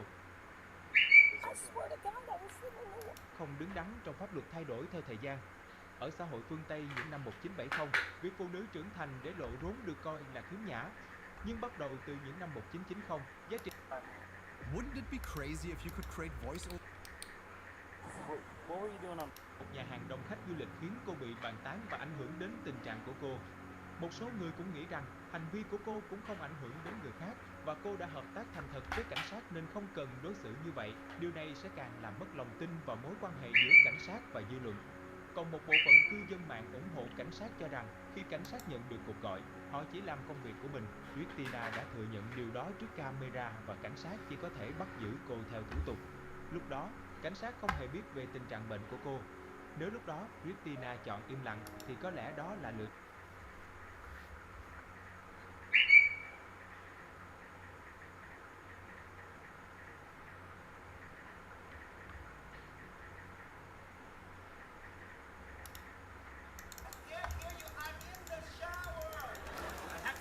chit-chat.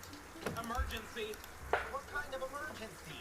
Mathematical. 32-ounce banana smoothie, 16-ounce bladder. You might not want to do that. Well, I assure you I do. Sheldon, I'm not alone in here. What? Hello, Sheldon. What are you doing in there? She can't be in here. You're in here first. You can't be in here. According to the roommate agreement, paragraph 9, subsection B, the right to bathroom privacy is suspended in the event of force majeure. And believe me, I'm experiencing a very majeure force. Come on, you can't wait 2 minutes. Leonard, let the man be.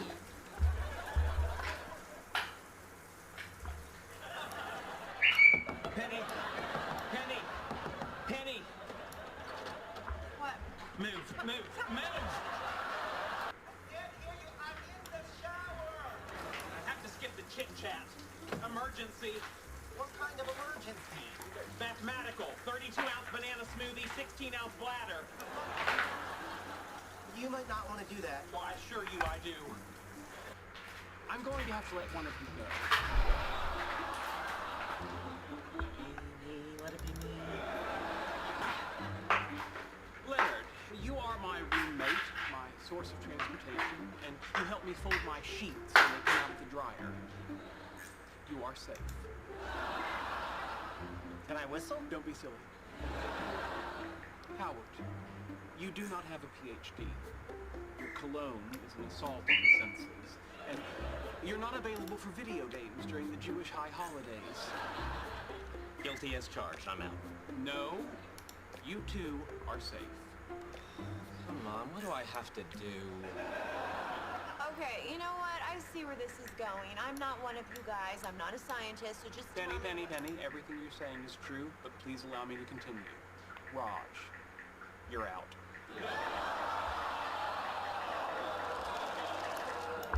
I'm going to have to let one of you go.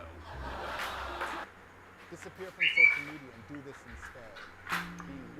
Can you point to one law that favors a white person but hurts a black person?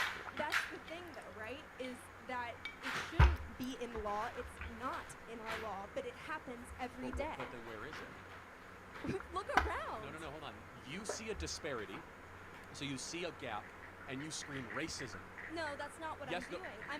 Yes, you have. You know Thomas Sowell, right? Yes. Who is Thomas Sowell? I don't know.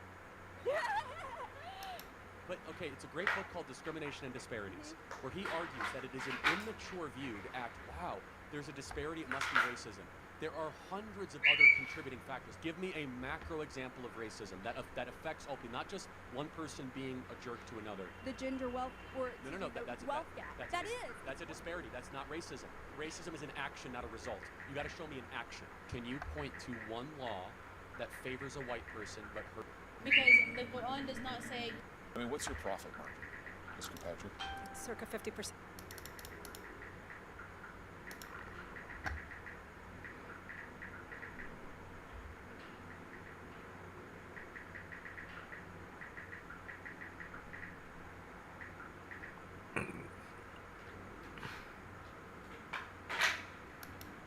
Did you know it's illegal if I was to lock the door?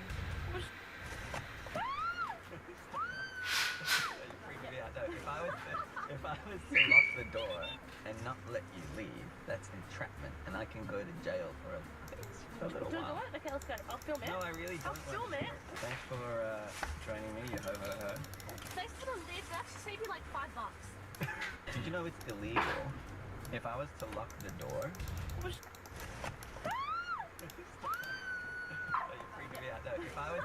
If I was to lock the door and not let you leave, that's entrapment, and I can go to jail for a little while. What? Okay, let's go. I'll film it. No, I really don't. I'll film it. Thanks for joining me, you ho-ho-ho. Thanks for the lead. That should save you like $5.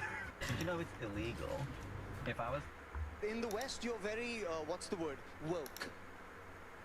That's a word I learned, woke. That's the reason I travel, to learn new words. It's not to expand my audience. I'm Indian. My audience is expanding as we speak right now. I asked a college kid, I'm like, what does it mean to be woke? She was like, to be woke means to realize, to recognize, to organize, and then to vocalize. That describes everything from a book club to a Nazi rally, all right? I want to be one of these comedians who can write woke jokes for woke people. I've tried. Do you want to hear them, yeah? Knock, knock. Well, if you need to hear the sound of somebody's voice before you let them into your apartment, what does that say about your elitist privilege, huh? It really has. So I'm going to talk about some. Nga tự hào có các đường ống dẫn dầu dẫn khắp châu Âu, nổi tiếng như đường ống Nord Stream nhưng ít ai biết. Việt Nam cũng có đường ống dẫn xăng dầu xuyên Trường Sơn dài nhất thế giới đến từ quyết tâm của các tướng lĩnh và bộ óc thiên tài của giáo sư Trần Đại Nghĩa. Đường ống dẫn dầu xuyên Trường Sơn có chiều dài đoạn chính vào khoảng 1.400 cây số. Nếu tính chiều dài thì còn lớn hơn cả dự án Nord Stream kéo khí đốt từ Nga đến Đức. Nếu tính tổng chiều dài các đoạn kết nối, rẽ ra các nhánh thì chiều dài có thể lên tới 5.000 km, gấp đôi quãng đường chim bay từ Hà Nội đến Seoul, Hàn Quốc.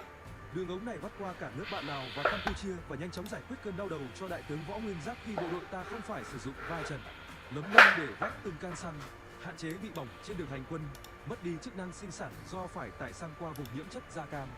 Thủ tướng Chuan Lai của Trung Quốc đã tỏ ra rất bất ngờ vì nó quá dài, gần như không thể vào thời điểm đó.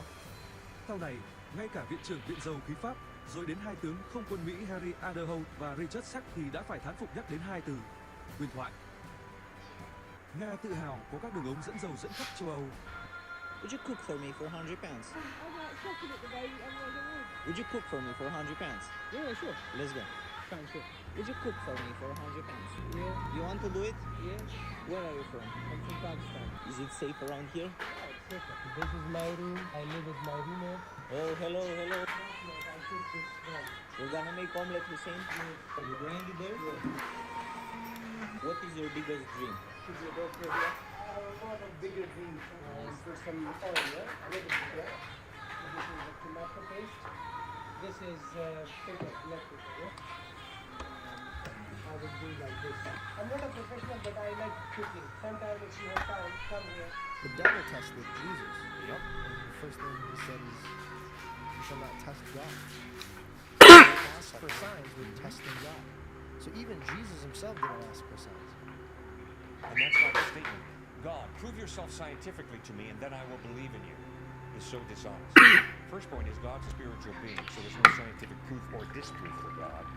And then the second point is, it's incredibly manipulative if a guy looks a woman in the face and says, you say you love me? I don't believe you unless you have sex with me. That's manipulation. No, I need to allow a woman to reveal her love for me as she chooses, not as I demand. Well, if that's true between a woman and me, how much more true it is between God and me. For me to say, God, in order for me to believe, you got to do X, Y, and Z, it's manipulation. It's not me being humble and open to God. The devil tested Jesus. Yep. And the first thing he said is, you shall not test God. So That's when right, we that's ask the for second signs, one. we're testing God. So even Jesus himself didn't ask for signs. And that's why the statement, God, prove yourself scientifically to me and then I will believe in you, is so dishonest. First point is God's a spiritual being, so there's no scientific proof or disproof for God. And then the second point is, it's incredibly manipulative if a guy looks a woman in the face and says, you say you love me? I don't believe you unless you have sex with me. That's manipulation. No, I need to allow a woman to reveal her love for me as she chooses, not as I demand. Well, if that's true between a woman and me, how much more true it is between God and me. Quá bi tráng, lại thêm một người lính Nga trên cùng thời quyết tử chứ không đầu hàng. Trong những phút cuối cùng, đôi mắt kiên định và tinh thần bất khuất của anh khiến người ta xót xa. Anh ngồi lơ lửng trong hố bom, tựa lưng vào mặt đất lạnh giá, cố gắng khôi phục chút sức lực trong tuyệt vọng, mong mỏi quân tiếp viện đến cứu. Nhưng anh không hay biết rằng trên cao, một chiếc máy bay không người lái gắn bom của kẻ thù đã khóa chặt mục tiêu. Thời khắc sinh tử bắt đầu đếm ngược. Máy bay hạ thấp độ cao, kẻ điều khiển lạnh lùng ghi hình như đang chế nhạo sự nhỏ bé và bất lực của anh. Tiếng cười khinh miệt vang lên và ngón tay gã nhấn nút. Quả bom đầu tiên rơi xuống, nhưng phản xạ của người lính thật phi thường. Anh kịp hất nó ra xa ngay trước khi nó chạm đất. Sự dũng cảm và quyết đoán trong tình thế tuyệt vọng của anh không. How important are women's rights? So important. It's valuable today more than ever because a woman should be able to have her choice over her body. By women's rights, you mean the right to an abortion? The right to be able to vote. The right to be able to have an Well, abortion. women have the right to vote. Right. Okay. Well, here's the thing. You're a man. You are never That's gonna sexist. How important are women's rights? It's so important. It's valuable today more than ever because a woman should be able to have her choice over her body. By women's rights, you mean the right to an abortion? The right to be able to vote. The right to be able to have an Well, abortion. women have the right to vote. Right. Okay. Well, here's the thing. You're a man. You are never That's gonna sexist. face. How important are women's rights? Vietnam, it's Ryan from One Republic here in Vietnam, in Ho Chi Minh City, Saigon, and we have some important news for you guys. We've wanted to come here for years. I've been obsessing over coming to Vietnam. The whole band has been talking about it. We are finally coming. January. Ông làm gì đấy? Nếm thêm gia vị cho người dùng anh. Làm thế để học hết đồ dùng của anh rồi. Và phải nhớ lại quy trình hầm xương nhá. Chúng ta chỉ sử dụng những nguyên liệu để tạo hoặc là hỗ trợ thêm vị ngọt từ xương ra nước dùng thôi. Bởi vì mục đích của chúng ta là chúng ta chỉ lấy vị ngọt từ xương chứ không phải vị ngọt từ gia vị. Và gia vị không hỗ trợ được trong cái quá trình hầm xương này của chúng ta. Tác hại của nó là gì? Khi mà chúng ta hầm xương kéo dài khoảng 16 tiếng này mà em cho gia vị vào từ sớm, nó sẽ dẫn đến bị chua nước dùng đấy nhá. Bởi vì thực ra một cái gia vị mà thơm ngon, dù là nước mắm, dù là hạt nêm, dù là mì chính hay bất kỳ cái gia vị gì mà trong cái quá trình hầm xương mà em để vào lâu thì chắc chắn là nó sẽ hỏng đi nồi nước dùng. Với gia vị nêm, chúng ta chỉ nêm nó vào trong nồi nước dùng khi đã hoàn thiện vào buổi sáng ngày hôm sau khi bắt đầu bán hàng. Và cái sự an toàn nhất trong gia vị khi mà nêm vào trong nồi nước dùng sôi như vậy và đảm bảo được cái chất lượng của món ăn thì nó chỉ an toàn trong khoảng độ 6 tiếng thôi em. Đây là với kinh nghiệm bản thân anh không phải nhà khoa học đâu. Nhưng mà sau khoảng 6 tiếng em hầm nước dùng quá dài với nồi gia vị khoảng độ 8 tiếng, 9 tiếng, 10 tiếng thì nó sẽ bị biến đổi trong cái vị nước dùng này. Nó không còn được ngọt, không được thơm ngon như lúc ban đầu đâu. Ông làm gì đấy? Nếm thêm gia vị cho người dùng anh. Làm thế nào hết đồ dùng của anh rồi. Và phải nhớ lại quy trình hầm xương nhá. Chúng ta chỉ sử dụng những nguyên liệu để tạo hoặc là hỗ trợ thêm vị ngọt từ xương ra nước dùng thôi. Bởi vì mục đích của chúng ta là chúng ta chỉ lấy vị ngọt từ xương chứ không phải vị ngọt từ gia vị. Và gia vị không hỗ trợ được trong cái quá trình hầm xương này của chúng ta. Tác hại của nó là gì? Khi mà chúng ta hầm xương kéo dài khoảng 16 tiếng này mà em cho gia vị vào từ sớm, nó sẽ dẫn đến bị chua nước dùng đấy nhá. Bởi vì thực ra một cái gia vị mà thơm ngon, dù là nước mắm, dù là hạt nêm, dù là mì chính hay bất kỳ cái gia vị gì mà trong cái quá trình hầm xương mà em để vào lâu thì chắc chắn là nó sẽ hỏng. Let me tell you how smart Einstein was. In one of his equations, he put in a term that he later regretted putting in, and he called it his greatest flaw. He looked at his equations and his... Liệt sĩ Lê Văn Bình, quê ở huyện Kiến Sương, tỉnh Thái Bình. Năm 1972, khi đang là sinh viên năm 4, theo tiếng gọi Tổ quốc, tạm biệt ngôi trường Đại học Xây dựng Hà Nội, tạm biệt người vợ trẻ mới cưới được 7 ngày để vào Quảng Trị nhưng anh hy sinh vào ngày thứ 77. Trong số di vật để lại có bức thư nhàu nát gửi người vợ ở quê nhà như dự cảm của anh sẽ ngã xuống làm người đọc ứa nước mắt. Quảng Trị, 11 tháng 9 năm 1972, em yêu thương, mọi lá thư đến với em đều là nguồn động viên em khi sai. Xong, lá thư này đến tay em sẽ là nỗi buồn lớn nhất và có lẽ là nỗi buồn đầu tiên trong cuộc đời của em. Em à, chúng ta sống với nhau chưa được bao lâu thì chiến tranh đã cướp đi của em biết bao tình yêu thương trìu mến. Người ta lấy chồng thì được chiều chuộng mọi điều, em chưa được hưởng diễm phúc ấy đã phải xa anh. Em đừng buồn, hòa bình rồi có điều kiện vào Nam hãy mang hải cốt anh về. Đường đi như sau, đi tàu vào thị xã Quảng Trị, qua sông Thạch Hãn là nơi anh đã hy sinh khi đưa hàng qua sông. Từ thị xã qua cầu ngược trở lại hỏi thăm thôn Nham Điều 1, nếu tính xuôi theo dòng nước thì ở cuối làng. Đến đó em sẽ tìm thấy tấm bia ghi tên anh nhục trên mảnh tôn. Một anh ở đó, anh yêu em, Lê Văn Huỳnh. Liệt sĩ Lê Văn Huỳnh, quê ở huyện Kiến Sương, tỉnh Thái Bình. Năm 1972, khi đang là sinh viên năm 4, theo tiếng gọi Tổ quốc, tạm biệt ngôi trường Đại học Xây dựng. Nếu đeo tất cả 7 màu nhẫn của Lantern vào cùng một lúc, chuyện gì sẽ xảy ra? Vì một lý do nào đó, tất cả 7 chiếc nhẫn đều xoay xung quanh và chọn ảnh làm chủ. Khai đã bị tấn công bởi các đèn lồng khác vì nghĩ ảnh đã ăn cắp nhẫn. Dù đã cố gắng thuyết phục nhưng mà không thành. Sau đó nhờ sự giúp đỡ của Sam Walker, ảnh đã đến hành tinh Khoa. Tuy nhiên ở đây ảnh cũng không tìm ra lý do thực sự. Và khoảnh khắc đó, cả 7 chiếc nhẫn tự động chui vào tay của ảnh, khiến ảnh trở thành Lantern với toàn bộ quan phổ, một nguồn sức mạnh to lớn chảy trong huyết quản và nhiều cảm xúc đánh lộn sục sôi trong lồng ngực. Từ lý trí chuyển sang sợ hãi và tức giận chỉ trong vài giây, ảnh đánh bật hết tất cả mọi người xung quanh và cơ thể mau chóng bị vỡ vụn bởi sự xáo trộn cảm xúc liên tục. Tất cả các chiếc nhẫn chào mừng ảnh đến với quân đoàn của họ.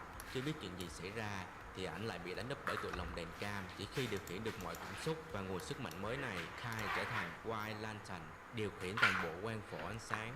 Nếu đeo tất cả 7 màu nhẫn của Lantern vào cùng một lúc, chuyện gì sẽ xảy ra? Vì một lý do nào đó, tất cả 7 chiếc nhẫn đều xoay xung quanh và chọn ảnh làm chủ.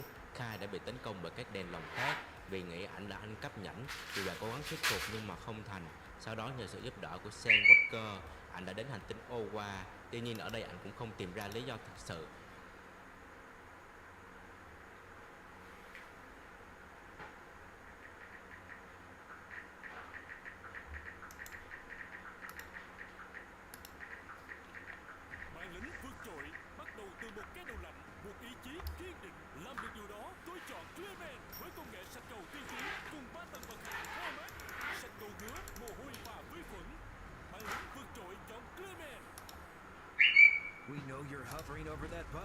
we need your help. We have a better button, we promise. Right on time. Not bright enough? Make 'em flat. Như các bạn biết đó, khi mà nhắc đến Nhật Bản thì các bạn không thể nhắc tới ngành công nghiệp phim người lớn rồi, JAV hay còn gọi là AV nha. Các bạn có thể thấy nó khắp mọi nơi ở Nhật, đó là một ngành công nghiệp rất là lớn ở Nhật luôn. Các bạn có thể tìm thấy nội dung người lớn ở những nơi rất là phổ biến như là siêu thị tiện ích hay TV, và không những thế, để mua những thứ mà liên quan tới nội dung người lớn như thế này còn rất là dễ nha. Thậm chí các bạn có thể mua nó trên cả Amazon nữa. Mà chờ đã, vì sao mình không chỉ mua một đĩa?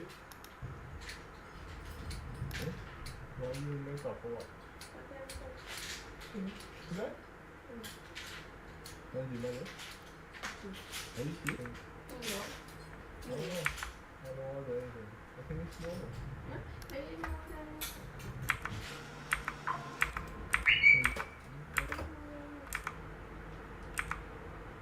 Oh, it's your name, right? Order it. It's come so late. I ordered it like 2 weeks ago. I want to eat. What? What?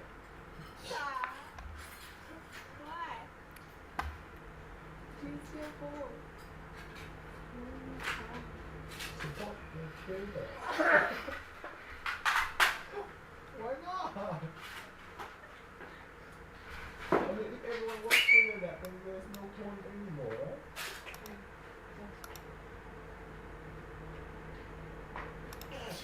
Why? You want to support?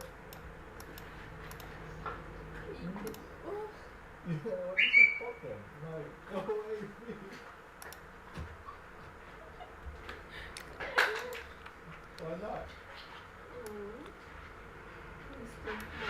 Wait, money is only each money in 2 hours. Sit in money. Oh. Oh, really? It's a lot of money out. This one is rare. Rare phone. On internet. Only phone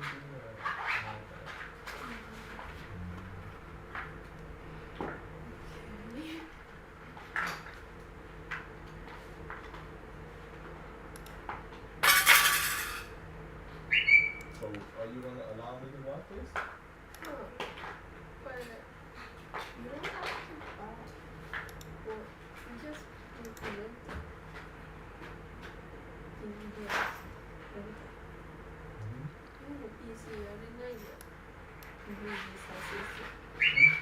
PS4 out of that. You do it.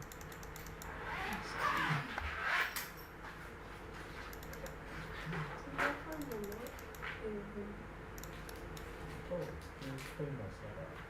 And then just talk them. What? Support partner, no industry channel. So, check it out. 맞나? 이소님이나? No. 이소님이 인정. You always want us to watch movie together, right? Movie, ne? 너는 movie too? Movies. What? It's a movie. It's a movie for adult. You are 20, 21 already. I don't play adult. You are Avengers. But I already bought it, so we can use it. So what? Enjoy your time.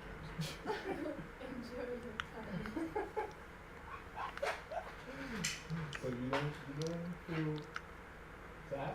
You wanna watch it? Why?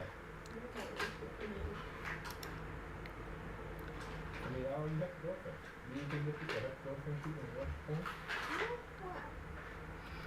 Why? What? You don't make me sad? Like, I feel like not good enough for him, so he watch porn. What's the difference? No. Real.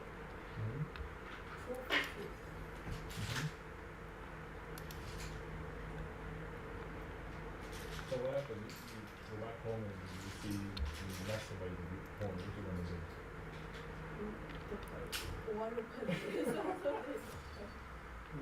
Not even gonna get mad? Why? No more. made that. This should be a fan video. Right. Go, I'm filming. It's supposed to be a fan video, but you don't have any feeling. Gosh damn it. It's supposed to be a fan video. 자, 이쇼님 미루. 미나요.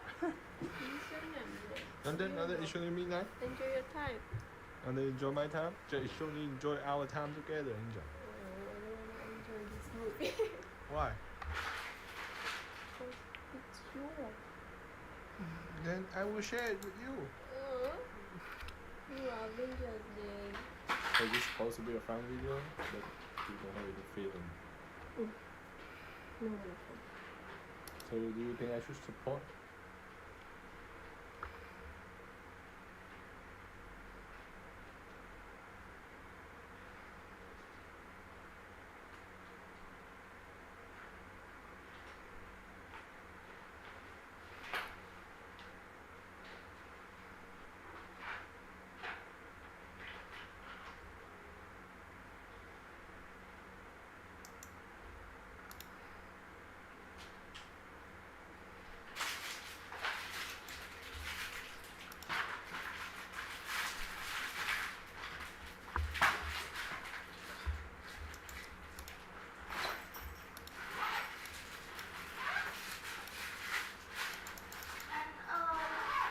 Oink. I know, I will. Em đi ngủ đi. Chúc anh gọi dậy đánh răng rồi đi.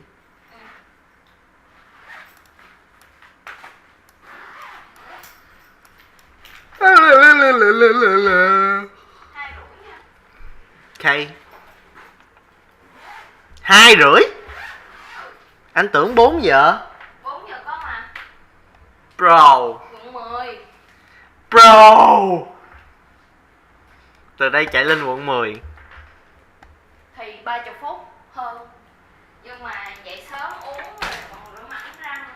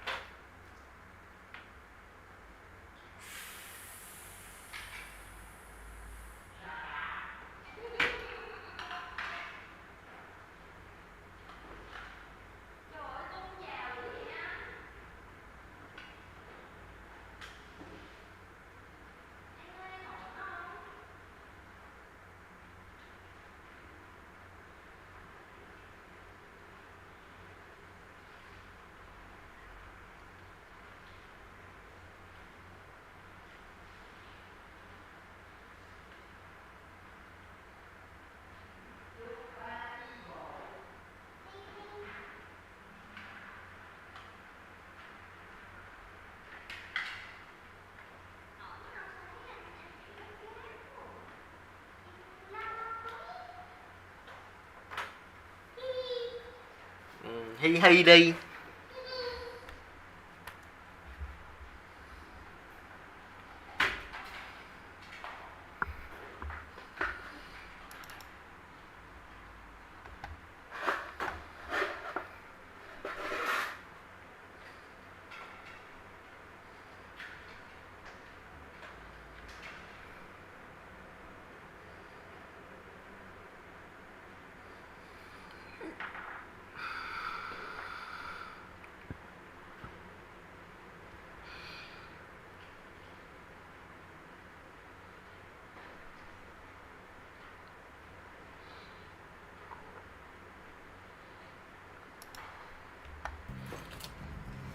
What's up? Hi. Yeah, so I just took a shower, so let me put on some clothes. Yeah. Wait, can you grab me that? Cool. She is gonna get the Asian treatment now. Have I ever told you how much I like your cooking? No, that's so sweet. Then why do you still do it? You know what you can do? Go.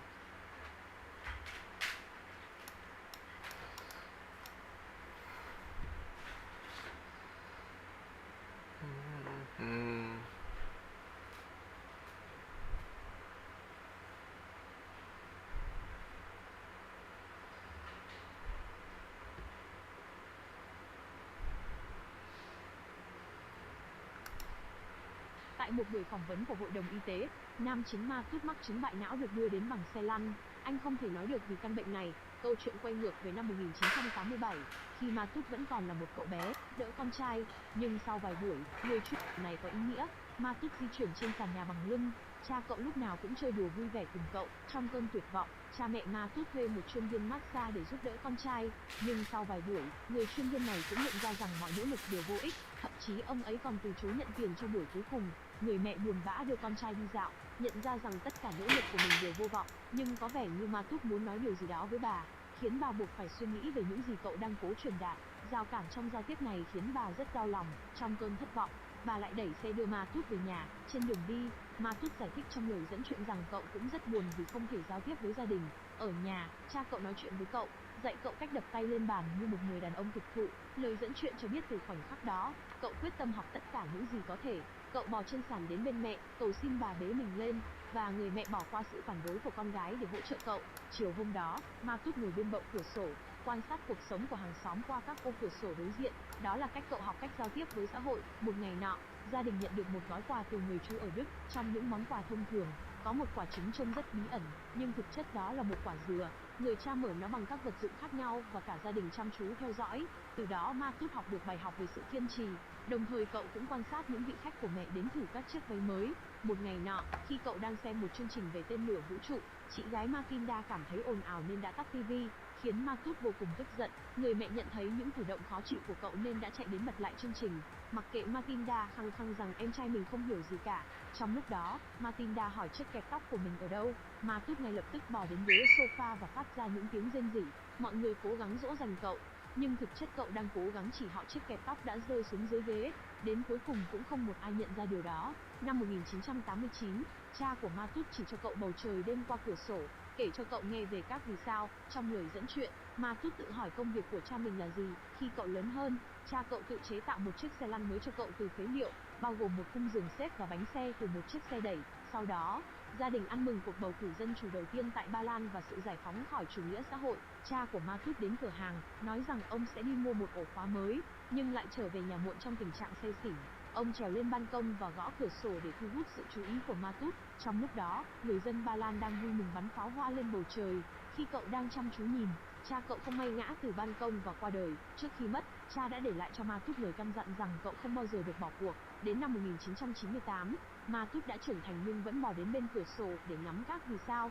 Hàng xóm bên cạnh nhà cậu là một cô gái tên Anka. Cô có người mẹ thường xuyên tiếp đón các người đàn ông khác nhau vào nhà mỗi đêm. Trong khi đó, chị gái của Ma Tút là Matilda cũng đang tìm kiếm một người chồng. Thỉnh thoảng cô ấy cũng đưa các chàng trai về căn hộ, để không bị Ma Tút làm phiền cuộc vui. Họ thường đẩy cậu vào một căn phòng khác. Tuy nhiên, Ma Tút vẫn có thể nghe rõ tiếng động mà họ phát ra qua cánh cửa đóng kín. Một ngày nọ, anh trai của Ma Tút đưa cậu ra sân đi dạo, rồi để chiếc xe lăn của cậu cạnh một băng ghế nơi Anka đang ngồi. Ma Tút thu hút sự chú ý của cô bằng những cử động của mình, và Anka bắt đầu nói chuyện với cậu. Rất nhanh họ trở thành bạn bè của nhau. Mỗi ngày Ma Tút đều trông ngóng đến giờ đi dạo để được gặp Anka, và những lần ngồi cạnh nhau trên ghế công viên với một cuốn sách dần biến thành những chuyến đi dạo trên đường. Anka đưa Ma Tút đi chơi trên chiếc xe lăn do cha cậu làm từ lâu. Họ cùng nhau thăm sở thú và đến một bảo tàng vương. Đột nhiên Ma Tút nhận thấy những vết bầm tím trên đùi của Anka. Sau đó, khi đang ngồi trên bậu cửa sổ như mọi ngày, Ma Tút nhìn thấy Anka đang bảo vệ mẹ mình khỏi một người đàn ông. Đợi đến khi người đàn ông đứng dưới mép tòa nhà của mình, cậu cố tình ném một bông hoa từ cửa sổ trúng vào người tình của mẹ Anka. Một ngày khác, khi Ma Tút nhìn thấy người đàn ông đó đang đi xe đạp ngang qua, cậu liền đá đất cát về phía ông ta. Người đàn ông dừng lại, hỏi Ma Tút tại sao lại làm vậy và bắt đầu trêu chọc cậu là kẻ tật nguyền. Một cảnh sát địa phương từng là bạn của cha Ma Tút đứng gần đó, nghe thấy tiếng rên la của cậu nên đã vội chạy đến can thiệp. Do bản tính hung hăng, người đàn ông tấn công cảnh sát nên đã bị bắt giữ. Qua cửa sổ, Ma Tút nhìn thấy Anka và mẹ cô đang thu dọn đồ đạc. Khi nhìn thấy Ma Tút, Anka vội chạy băng qua sân để đến trước căn hộ của cậu, nói với cậu rằng họ sắp chuyển đến nhà bà ngoại, vì mẹ cô không có lý do gì để ở lại khi người tình đã vào tù. Trong khi Anka nói chuyện qua cánh cửa, Ma Tút nhanh chóng bò đến lối vào. Họ nhìn nhau và chạm một ngón tay qua khe cửa, và Ma Tút cố gắng nói gì đó, nhưng chỉ có tiếng rên la đau đớn phát ra từ lồng ngực cậu. Đến năm 2000, anh trai của Ma Tút đã trở thành hải quân và đang về nhà nghỉ phép. Lúc này Matilda cũng đã lấy chồng, và cả gia đình quây quần bên bàn ăn để ăn mừng ngày đoàn tụ. Trong cuộc trò chuyện, họ bàn bạc xem làm thế nào để sống chung trong một căn hộ. Matilda đặt câu hỏi về việc sẽ làm gì với Ma Tút khi mẹ họ qua đời, vì cô không muốn gánh trách nhiệm chăm sóc cậu. Mỗi ngày trôi qua, Ma Tút đều dành thời gian ngồi trên bậu cửa sổ, quan sát cuộc sống của mọi người trong sân. Một ngày nọ, khi người mẹ cố đặt cậu vào xe lăn, đột nhiên bà ngã khuỵu xuống sàn. Đó là dấu chấm hết cho cuộc sống tự do của Ma Tút. Chị gái Matilda và chồng đã đưa cậu đến một trại nuôi dưỡng. Nơi đây có rất nhiều bệnh nhân với các tình trạng khuyết tật khác nhau. Khi cậu được đưa vào phòng, các bệnh nhân khác đến chào hỏi.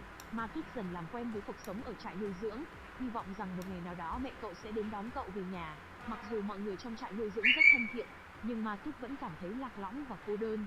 Cậu cảm thấy nơi này không phải dành cho mình. Một ngày nọ, mẹ cậu đến thăm cậu sau khi bà xuất viện. Bà dừng lại ở cửa phòng một lát trước khi bước vào. Sau khi dành thời gian với con trai, bà rời đi để bắt chuyến tàu trở về. Hứa sẽ thăm cậu vào thứ Hai tuần tới. Nhận ra mình đã bị bỏ rơi, Ma Tút dần rơi vào trầm cảm dù nhân viên trại nuôi dưỡng chăm sóc cậu chu đáo. Tình hình thay đổi khi một cô tình nguyện viên mới xuất hiện. Sự xuất hiện của cô gái dịu dàng xinh đẹp đã giúp Ma Tút bình tâm hơn. Mẹ cậu tiếp tục đến thăm và kể cho cậu nghe về cuộc sống của anh chị em. Tuy nhiên, Ma Tút ngày càng oán giận mẹ vì đã bỏ cậu lại nơi này. Trong một lần quá xúc động, cậu thậm chí ngã khỏi xe lăn. Sau sự việc đó, Ma Tút bị đưa vào một căn phòng được bao bọc bởi các tấm nệm. Cậu cũng được đội một chiếc mũ bảo hộ để tránh làm tổn thương đầu mình. Trong một lần nọ, khi phát hiện Ma Tút vì nằm ăn nên đã vô tình cắn trúng môi, các bác sĩ thay vì cho cậu ngồi lên ăn, họ đã buộc cậu vào ghế nha khoa và mài răng của cậu. Sau lần đó, Ma Tút không thể chịu đựng thêm được nữa. Cậu nhân lúc y tá vắng mặt, tự lăn xe đến cầu thang và nhớ lại lời cha mình từng căn dặn, là một người đàn ông, khi không thể chịu đựng được nữa thì hãy đập tay xuống bàn. Vì vậy Ma Tút đã quyết định để mình ngã xuống cầu thang để chứng tỏ cơn giận của mình. Tuy nhiên, ý định từ bỏ cuộc sống của cậu thất bại, và cậu đã được đưa đến bệnh viện.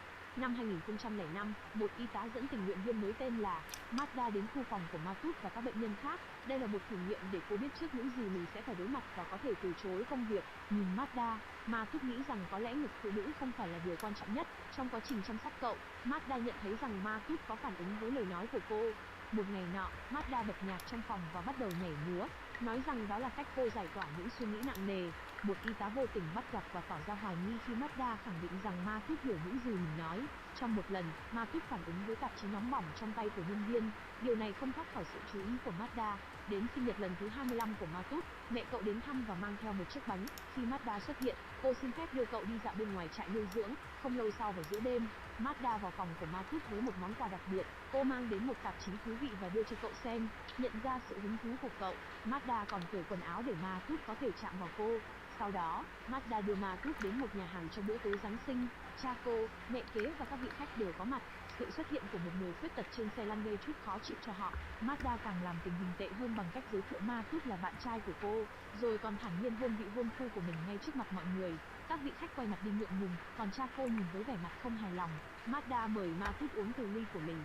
Rơi, Ma Tút lắng nghe nhạc và cố gắng mỉm cười để ngăn nước mắt rơi. Trong lần thăm tiếp theo, mẹ của rằng Mazda đã nghỉ việc, cô dường như đã hoàn thành mục đích tình nguyện của mình. Cảm thấy mình bị lợi dụng và bỏ rơi, Ma Tút lắng nghe nhạc và cố gắng mỉm cười để ngăn nước mắt rơi. Trong lần thăm tiếp theo, mẹ của Ma Tút kể rằng anh trai cậu vẫn đang công tác trong hải quân, còn chị gái thì đã bị chồng bỏ lại với 2 đứa con nhỏ. Đến đây, Ma Tút không thể kiềm chế được cảm xúc và bật khóc. Mẹ cậu không hiểu được lý do thực sự khiến cậu đau buồn nhưng cố hết sức để an ủi con trai. Vào mùa xuân năm 2008, một buổi biểu diễn sân khấu ngoài trời được tổ chức cho các bệnh nhân của viện dưỡng lão. Sau đó, trong một buổi massage trị liệu, Ma Tút chú ý đến một người phụ nữ lớn tuổi tên là Zola, người dạy các bệnh nhân khuyết tật giao tiếp bằng hệ thống ký hiệu. Nằm trên giường, cậu cố gắng mọi cách để thu hút sự chú ý của bà và cuối cùng bà bắt đầu trò chuyện, làm dịu tâm trạng của cậu. Bà Zola phát triển một hệ thống giao tiếp dựa trên ký hiệu và cách nháy mắt. Sự tiến bộ và phản ứng của Ma Tút khiến đội ngũ y tế ngạc nhiên. Những người từng cho rằng cậu có vấn đề về trí tuệ. Không lâu sau, Bà Zola mời mẹ và chị gái của Ma Tút đến để dạy họ cách giao tiếp với cậu. Câu đầu tiên Ma Tút truyền đạt được qua bảng giao tiếp là: tôi không phải là người thực vật. Từ đó cuộc sống của cậu thay đổi hoàn toàn. Cậu được đưa đến một hội đồng y tế. Nha sĩ làm một bộ răng giả thay cho những chiếc răng đã bị mài nhỏ của cậu. Ma Tút được chuyển sang một phòng riêng, được trang bị theo ý muốn của cậu, và nhận được một chiếc xe lăn có động cơ mà cậu có thể tự điều khiển. Năm 2010, một nhà báo đến thăm Ma Tút để viết bài về cậu. Ma Tút cũng được làm quen với Internet và máy tính, những công cụ cho phép cậu giao tiếp với mọi người. Chị gái Ma Tút đưa cậu về nhà để giới thiệu với các cháu và nói chuyện với anh trai, người đang trong thời gian nghỉ phép. Buổi tối, Ma Tút và cháu trai cùng ngắm sao qua cửa sổ, giống như việc cậu đã từng làm với cha mình. Khi mẹ cậu đến thăm lần nữa, nhân viên nói rằng các lãnh đạo đã đọc bài báo về Ma Tút vì cậu không có vấn đề về trí tuệ. Họ cho rằng cậu không thuộc về nơi này và muốn chuyển cậu đến một cơ sở khác. Người mẹ kể chuyện này với Ma Tút, nhưng cậu không thích ý tưởng phải chuyển đến một nơi xa lạ. Bộ phim quay lại cảnh ban đầu, nơi Ma Tút được đưa đến hội đồng y tế. Tuy nhiên, cậu không muốn chứng minh rằng mình đã khỏe mạnh, vì vậy cậu đã giả vờ hành xử không phù hợp. Khi bà Zola định đưa Ma Tút ra ngoài, cậu bất ngờ trượt khỏi xe lăn và trườn người trở lại bàn của hội đồng. Rồi cậu từ từ đứng lên, nhưng tất cả chỉ để thể hiện sự vụng về và khó hiểu của cậu. Kết quả là sau đó, bà Zola đẩy xe lăn đưa Ma Tút qua hành lang của trại nuôi dưỡng, nơi cậu đã sống trong những năm qua và sẽ tiếp tục ở lại. Cảnh cuối cùng của bộ phim, Ma Tút ở trong phòng riêng, di chuyển bằng chiếc xe lăn tự động đến kính thiên văn. Bộ phim kết thúc với cảnh Ma Tút quay đầu lại nhìn thẳng vào ống kính, ánh mắt hướng thẳng đến khán giả. Bộ phim hôm nay dựa trên một nhân vật có thật. Câu chuyện của Ma Tút là lời nhắc nhở mạnh mẽ rằng, dù cuộc sống đầy thử thách, chúng ta luôn có khả năng vượt qua nếu giữ vững niềm tin vào bản thân. Bộ phim không chỉ tôn vinh sức mạnh của con người, mà còn khuyến khích chúng ta đối xử nhân văn hơn với những người khác biệt. Bạn nghĩ sao về bộ phim này? Hãy để lại bình luận bên dưới cho chúng mình cùng biết nhé!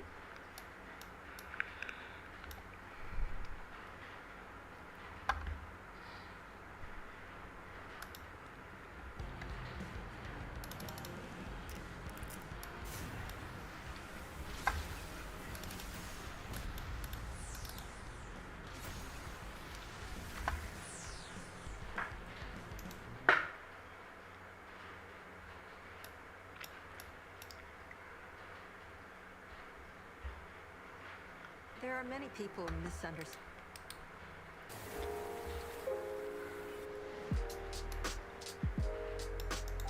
These are the most interesting boots that we've ever cut apart on the channel, and I'm willing to bet that you've never seen a boot built quite like this before. Out of all the hundreds of boots that we've cut apart, we've never seen one built in this way. And you might look at this boot and think like, oh, that looks like a vintage boot that was maybe handmade, bespoke, made to the person's foot, costs a lot of money. But in reality, as you probably already know from the title and thumbnail, this is a vintage military boot from World War II from the Japanese Army. And they're crazy. And I think even cobblers and their nerdiest boot nerds are gonna learn some stuff from this video. And this video is sponsored by Shopify. Shopify is the website platform that I built my website on and really love and enjoy, because Shopify offers an easy-to-use, all-in-one commerce platform for anyone, regardless of technical ability and experience, to start, grow, and manage your business. And it's just full of features. It's got email campaigns, it's got in-depth analysis and analytics on every little thing you can imagine, whether it's how often a product selling, how many times people have clicked, how many people are on your site, how fast they leave your site, how fast the product pages load, what you can do to optimize your website. They have empty cart retargeting campaigns that can be automated. And there's just tons of features that are useful for not only just running a website and a business, but to, more importantly, to grow your business. And I haven't even mentioned what most people like about Shopify is how easy it is to build a website. Not only maintain it, but to build it, because it's a really simple drag and drop upload. It's based off of templates, so you can make your website exactly how you want. And it's really fun to do, to be honest. Like, I've built several side websites that never got launched just because I like the branding and the reorganization and making a website. And the coolest thing about Shopify, coming from a small business owner that uses Shopify, is it's the perfect tool for entrepreneurs, because it's affordable, it's really easy to use, it has everything rolled into one, and if you have a business idea, it's the easiest and most effective way to get your message out there and sell your products, because it's really for how many features you actually get. Be sure to use the links in the description and the code below so that we get credit for it, so they'll sponsor more videos. So thanks again to Shopify. So this is episode number 4 of the World War II boot series, and the last one we did was the German boot, which got demonetized after 2 weeks of being posted and being monetized, and great feedback. People really loved the video. We're getting 50,000 views a day. It was the best performing video we've ever posted. It was trending to be our most successful video ever, and then 2 weeks in it got demonetized by YouTube. And we didn't say any non-boot that had like the split toe. That's actually kind of cool. They had the higher boot that was very similar to the boot that we made a video on that got demonetized. And they had this boot. This was their boots on the ground, standard issue. Most of the soldiers were wearing a boot very similar to this. It came from their M98 standard uniform that was introduced in 1938. And it came in several different sole options. Some of them had spikes, some of them had hobnails, some of them had leather soles, some of them had rubber soles, and they're just kind of all over the place, just like all these World War II military boots. So this should be a really good representation of what the Japanese soldiers were actually wearing during World War II. So now let's start going through the details, starting with the leather first. And the leather alone is already super interesting. There's so many little interesting details about it. First and foremost, it's pigskin. You know, every other boot that we've cut apart, basically on the whole channel, except for like the kangaroo boot and a couple ostrich skin, has been all cowhide. And so you'd assume for a World War II boot, it would be made out of cowhide because it's such a popular material for making boots out of. But this is pigskin. So how do I know it's a pigskin? Well, if you look really closely at the pore pattern, the pores are a lot bigger and more spread out than cowhide because pigs have a lot coarser hair and it's a lot more sparse than cowhide. And if you look at a side-by-side comparison, it's super obvious when you actually know what you're looking for when you're looking at pig compared to cow. And I've never owned a pair of pigskin boots, but I have owned a lot of pairs of pigskin work gloves and cowhide work gloves. And there are some distinct advantages for pigskin than why you'd want to choose it over cowhide. It's thinner, it's allegedly stronger at these thinner thicknesses.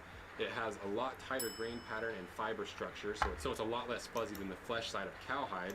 So much that you look at this boot and you might assume that this is the grain side because of how flat and smooth it is. But then you look on the inside, and this is clearly the grain side. That's the smooth side that everyone associates with that texture of leather.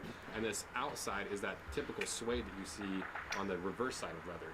And so that just shows you side by side comparing a regular work boot that uses a flesh out leather compared to this flesh out.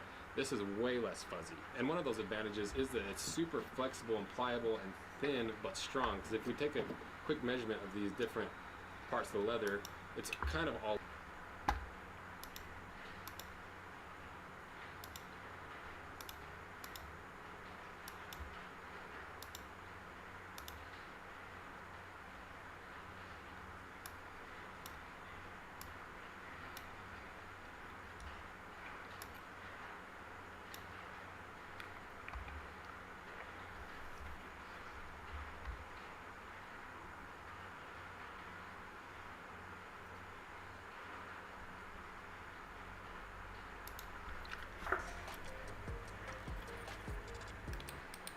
This song is secretly banned in guitar stores around the world.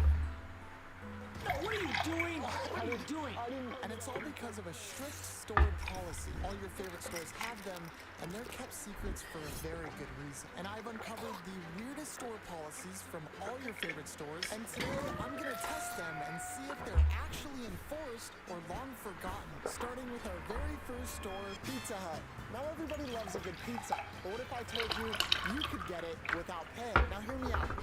Pizza Hut has a secret policy that says if they can't deliver your pizza in under 30 minutes, it's completely free. That's a real thing. Now you're probably thinking, Jack, what if they deliver it in under 30 minutes? They won't, because I have a plan. Now to make sure our driver doesn't get the pizza delivered in time, I'll be having my friend Justin tail her from the Pizza Hut all the way to my house. When the driver arrives, they'll be met with fake traffic control that I've set up along my street, which will stall her up until the 30 minutes have passed. They will then let the driver through, and all I have to do is accept my free pizza. Everyone's in position. I'm gonna order the pizza right now. Delivery, please. Can I do a large cheese pizza? And then do you have an ETA? Delivery time says 45 minutes. Okay, perfect. Thank you so much. And immediately after ordering the pizza, the 30-minute timer was set. And just 5 minutes later, our driver picked up the pizza and was on her way. As soon as she left, we instantly ran into a problem. She's going really fast. Keep our eyes on that phone. She's going so fast! I guess this lady just happens to be the fastest driver of all time. Oh, the traffic control better work. Because it took her only 15 minutes to get to my house. I just got a text that says she's approaching with my order. No, I didn't, Yeah, I can't have anyone coming over here on this side, actually, if you could just I can't have anyone coming through. Maybe just text them, they'll come out. She's calling me.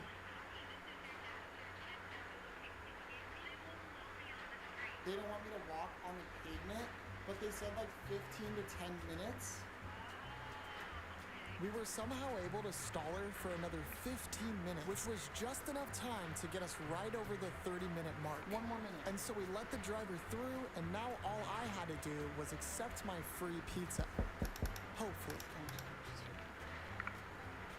I was sitting right there in the back of my car. We were just chit-chatting this whole time. It's still nice and fun. I need payment. Yeah, okay, that's where, okay, bear with me here, okay? Okay. So Pizza Hut has a policy where if it takes 30 minutes to deliver it, it's a free pizza. I'm not, oh no. Oh. Let me call Pizza Hut. The gentleman asked, does Pizza Hut have the, if it takes longer than 30 minutes, pizza's free policy?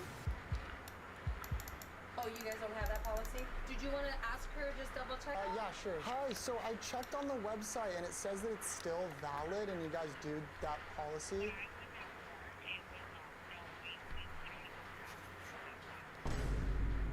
Bruh. Really? It's Alright, it was worth a shot. Right, of It's course. okay. You can just keep the Oh, chain. well, Yeah. thank you so much. By any chance you like stickers? I love stickers. Are you kidding me? I have the cutest animal stickers that No I put the way. hand out. What's your favorite animal? I'll take the pink cow. That looks beautiful. Absolutely. Have a good night. I think that might have been the sweetest woman I've ever met in my whole life. You guys have no idea. Do you guys know if I got it for free or not? No. I got it for free. Really? Yeah. I'm just kidding. I had to pay for it. Yeah. Pizza Hut really let me down here. They didn't honor their policy, and I think Domino's is superior. I think it's time we should enjoy this pizza, yeah? Yeah. Tomorrow, I have the weirdest policies of all time. I need some sleep, and then I'll see you guys tomorrow. After all that pizza, I wanted to burn some calories. And what better place to do it than the weirdest gym in the world? Planet Fitness. If you don't know what Planet Fitness is, it's one of America's most popular gyms, and it also just might be the weirdest. Because if you don't follow their strict set of policies, you might just end up getting banned for life. A little too dramatic on sorry. And these policies consist of the following. No jeans, no bandanas, no sandals, no tank tops, and no gallon water jugs. And today, I'm breaking all of them. Yeah, I'll be honest, these ones aren't that weird compared to the ones we're gonna do inside, but we'll get to that in a second. Let's go inside. I was walking in there breaking every rule possible. The question is, will they enforce their policy or let me in? All right, here we go. Hi, can I just get a day pass? And you want that, okay? Cool. And I'm good with the outfit. What are you wearing? I'm just...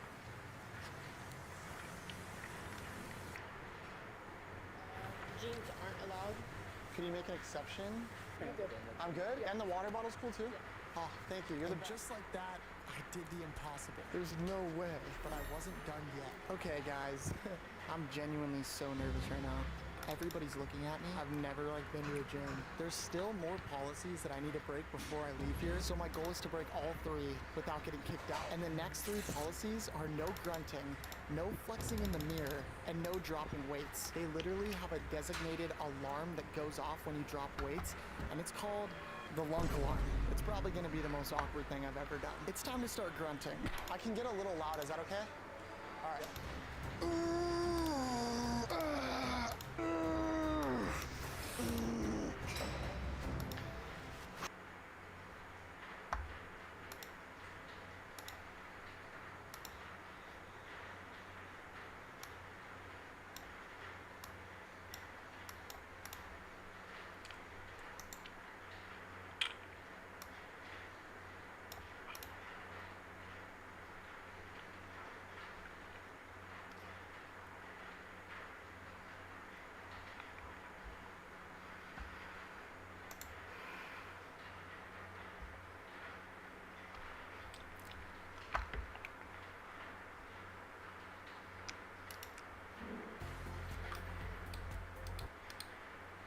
So also, I know, let me tell you how many languages I know.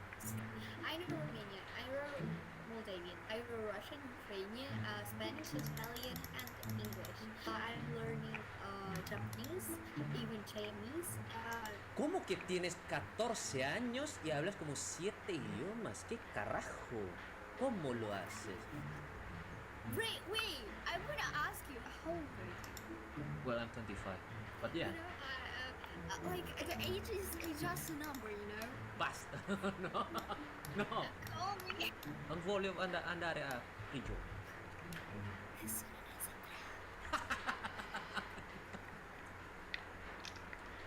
Hello. How are you? So, are you from Italy? Yeah. Wait, I like your... Oh my god, Hello Kitty? Yes. I have a Hello Kitty now. Let me see. Wait, I'll be back. Don't skip. Is that a knife. What the hell? Why did you buy a knife with the Hello Kitty motif? What makes you buy? For unboxing. So what's your name?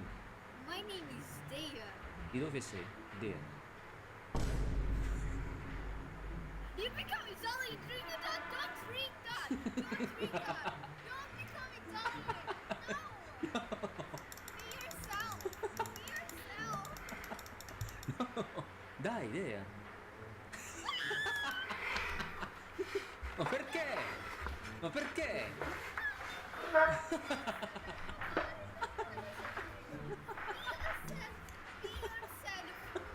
Be yourself. No, I'm being myself. Ok, allora. Io sono Sony. Don't drink that anymore. No. Oh, ma bellissimo questo. Vuoi?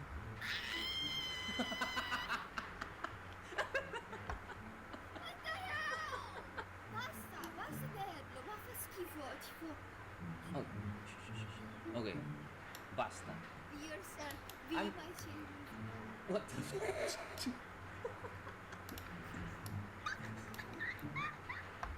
Oh, wait.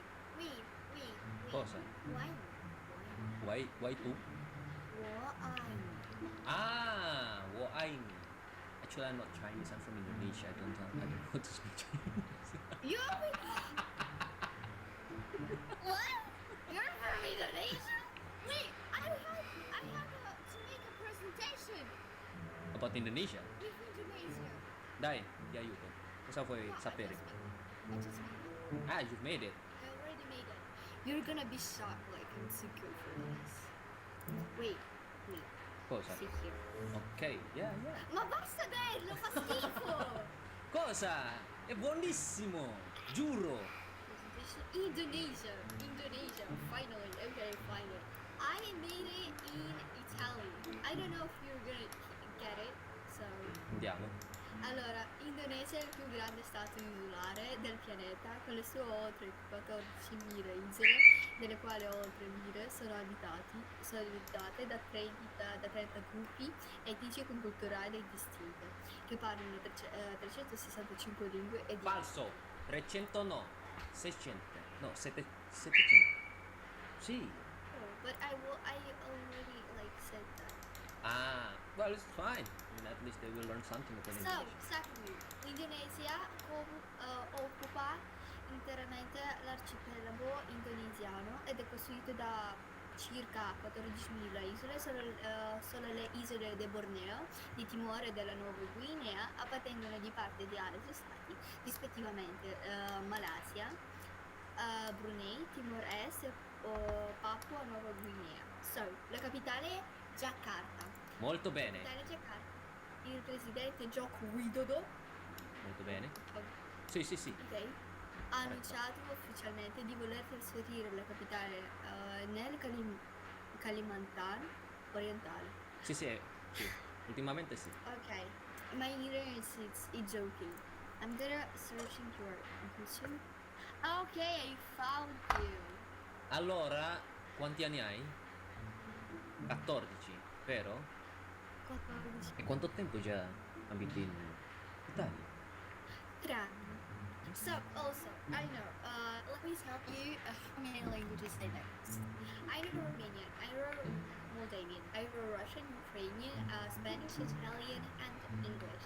I'm learning Japanese, even Chinese, and that's Hablas español.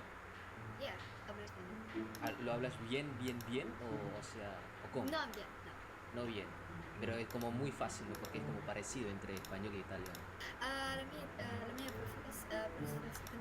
professoressa sta insegnando español. ¿Cómo que tienes 14 años y hablas como 7 idiomas? ¿Qué carajo? ¿Cómo lo haces? Però una domanda, credo che tra russo moldavo, ucraino, russo, moldavo, ucraino è simile, molto simile o no? È come italiano spagnolo o no? No, Moldavian, Romanian and Italian are so similar. Like om and wom. Ah, Like wom. Romanian, no. Like Moldavian is the dialect of Romanian. Romanian. Where did you learn this? I mean, your parents like Like mixed? I'm Russian, but I was born in Moldavia. Capito? E allora dopo questo Không lẽ giờ sao cậu ta ghép hàng nghi mắt luôn? so you born Moldavia? Moldavia is between of Romania and Ukraine. Allora hai studiato tutte le due queste lingue, ucraino e anche Nhọc anh. Nhân mộc. No, allora come? Come l'hai imparato? Nằm tượng xíu á. Ý là giờ anh chạy ra sơ cồ cây mua cho em đúng không? Ý là anh bắt gì livestream đi. À, tưởng giờ anh chạy ra sơ cồ cây mua cho em. Nella scuola, ho capito. Rèo lấy. In Moldavia, Dạ. noi parliamo Chứ lát nữa không lẽ tôi để cái miệng cuối in cho tới 7 giờ chiều, 7 giờ tối mai. Ok. Tôi không có như bạn nha. Tôi không có ấy được. Nhào. Tôi không có như được. Capito. Wow. Un pochino lo sto studiando perché ho tanti amici. Tôi đá rất nhiều. Ok, quindi Ok. nella casa cosa parliamo? Ok đó, ok. Moldavian. Ok. Nope. Anh mới kêu ok. Not ok. Sì. Anh cái gì vô đây? Io si forte, croatici. Lan ra pa. Nằm ngủ tí đi. Anh mới kêu ok mà không nhớ con người ta. Mới mút rồi nhá. Chưa đã nư. Con đã nư tới sáng cái gì mà đã nư. Cũng được. Có cái kit. Cái gì cột? Adesso rumano.